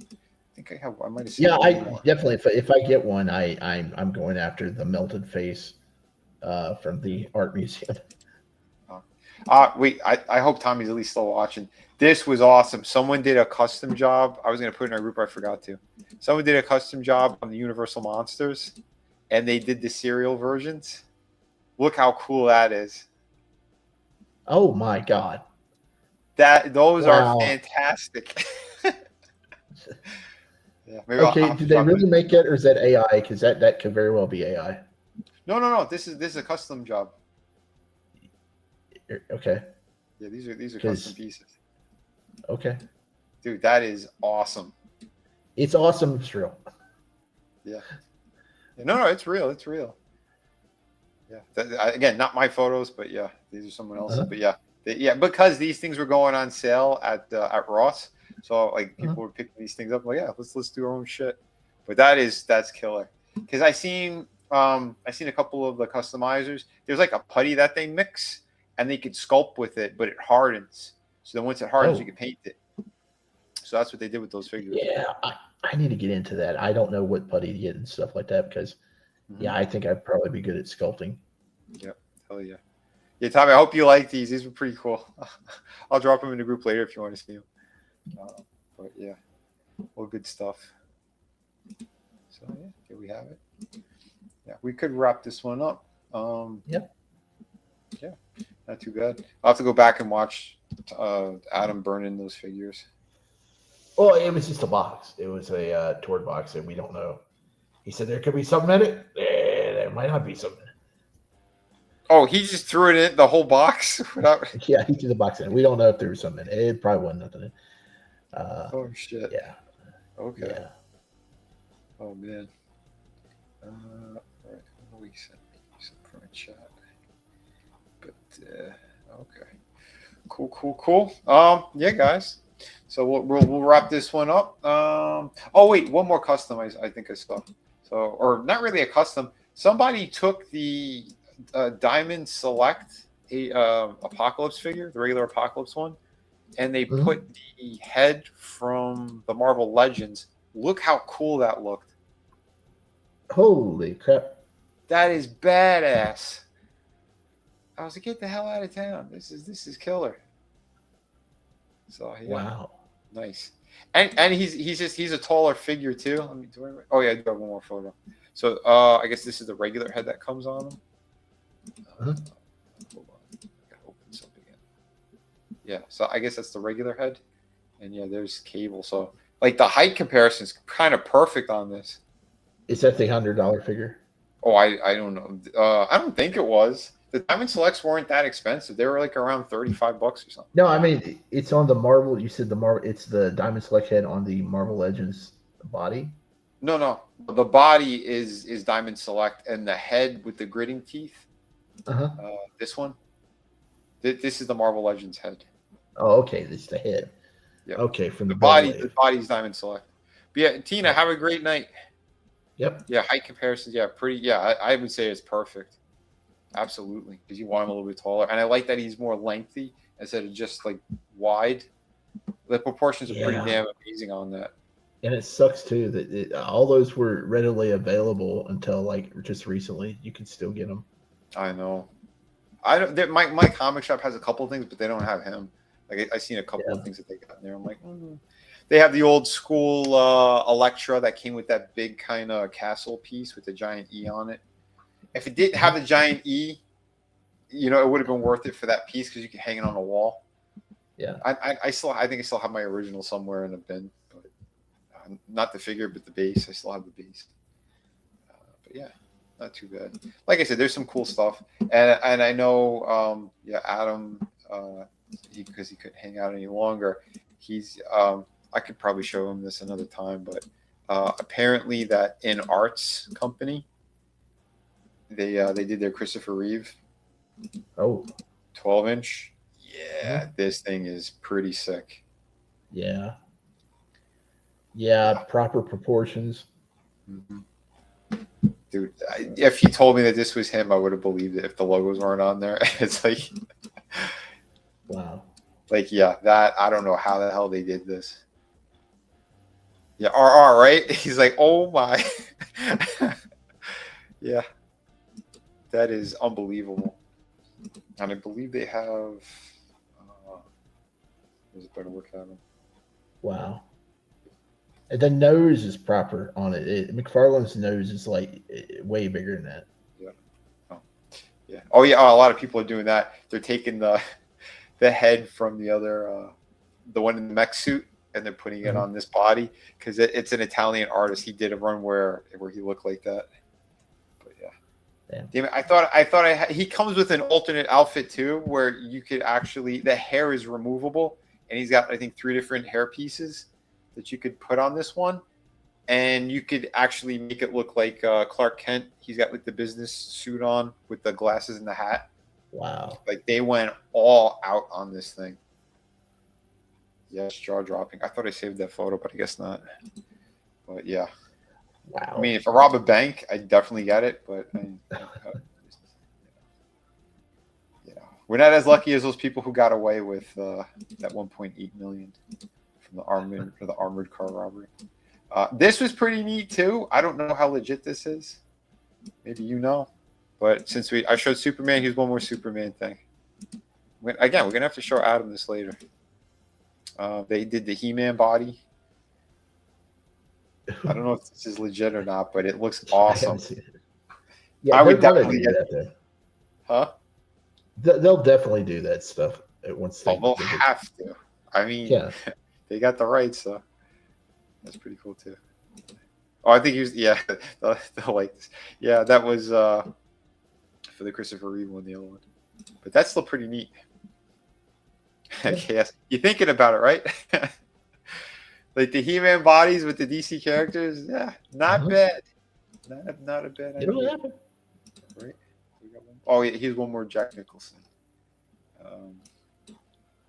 Again, this isn't bad. I mean, there's some pretty good people doing killer customs. Yeah. Mm-hmm. Yeah. Wow. Yep. Yeah, the only thing that's really bad about the figure, aside from that they couldn't use his face, was that the body's just a little too long. It's a little too lengthy. He should be a little shorter and wider. But other than that, I think the colors look good. the print on the pants, so it's fantastic. Yeah, there's still a lot of good in that thing. But, yeah, so I guess that's about it. We'll wrap this one up, folks. Yeah, let's get to the media stuff here. And since it's just you and I, Listen to me! Get me out of here, you fool! Too late, fools! Say nothing, Baroness. I saw the entire catastrophe. yeah, Shifty, let them know what's going on, brother.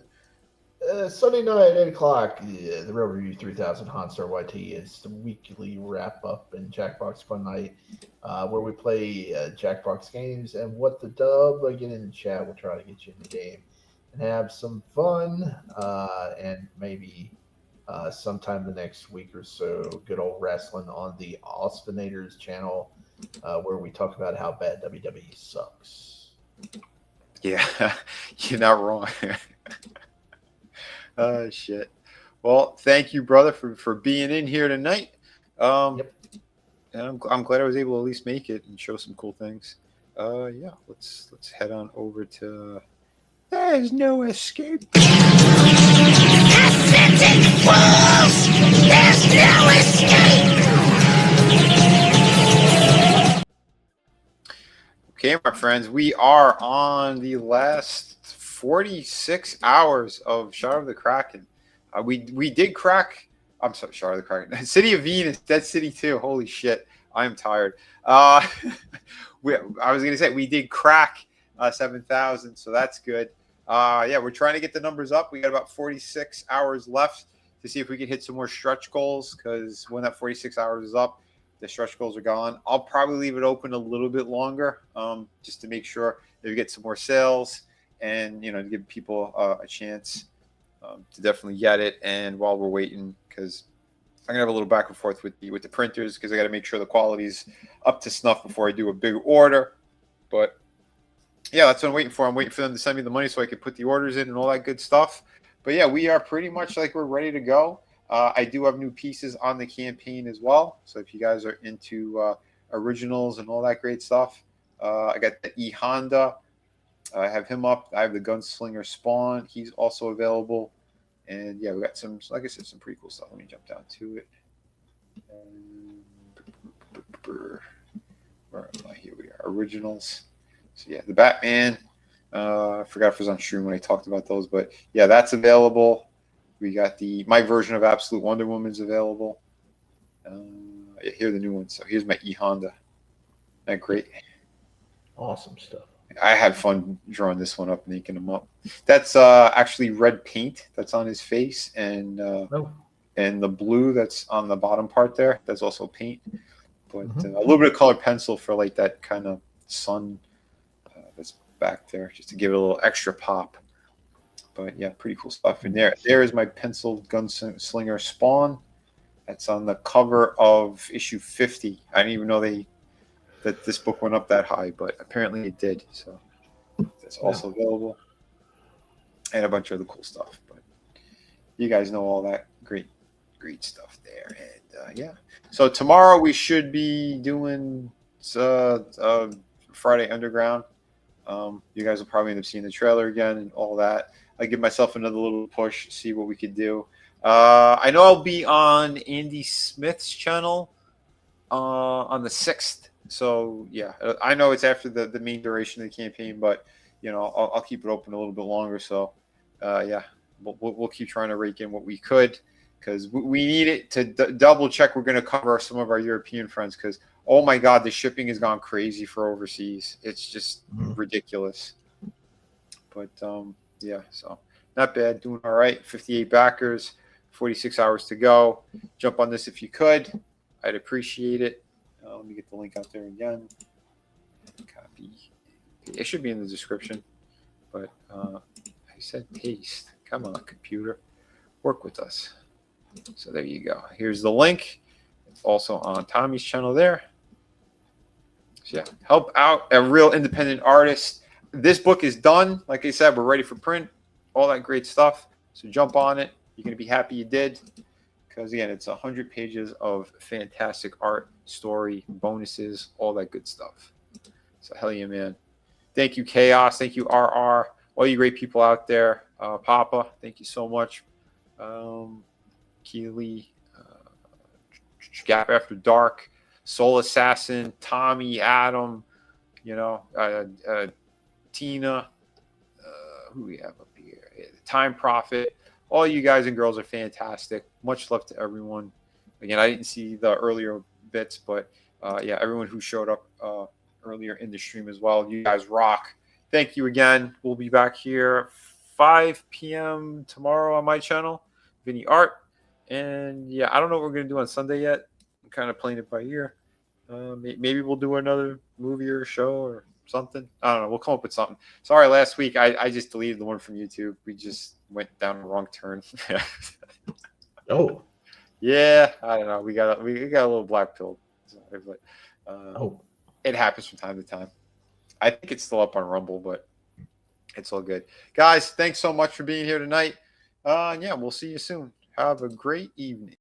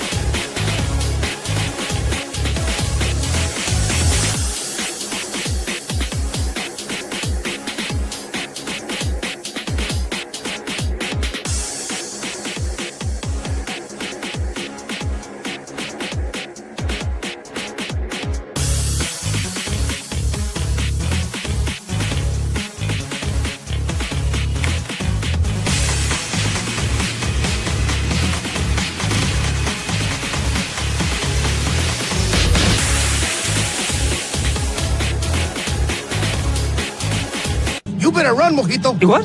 I thought you said don't move. That was before. Now, you run.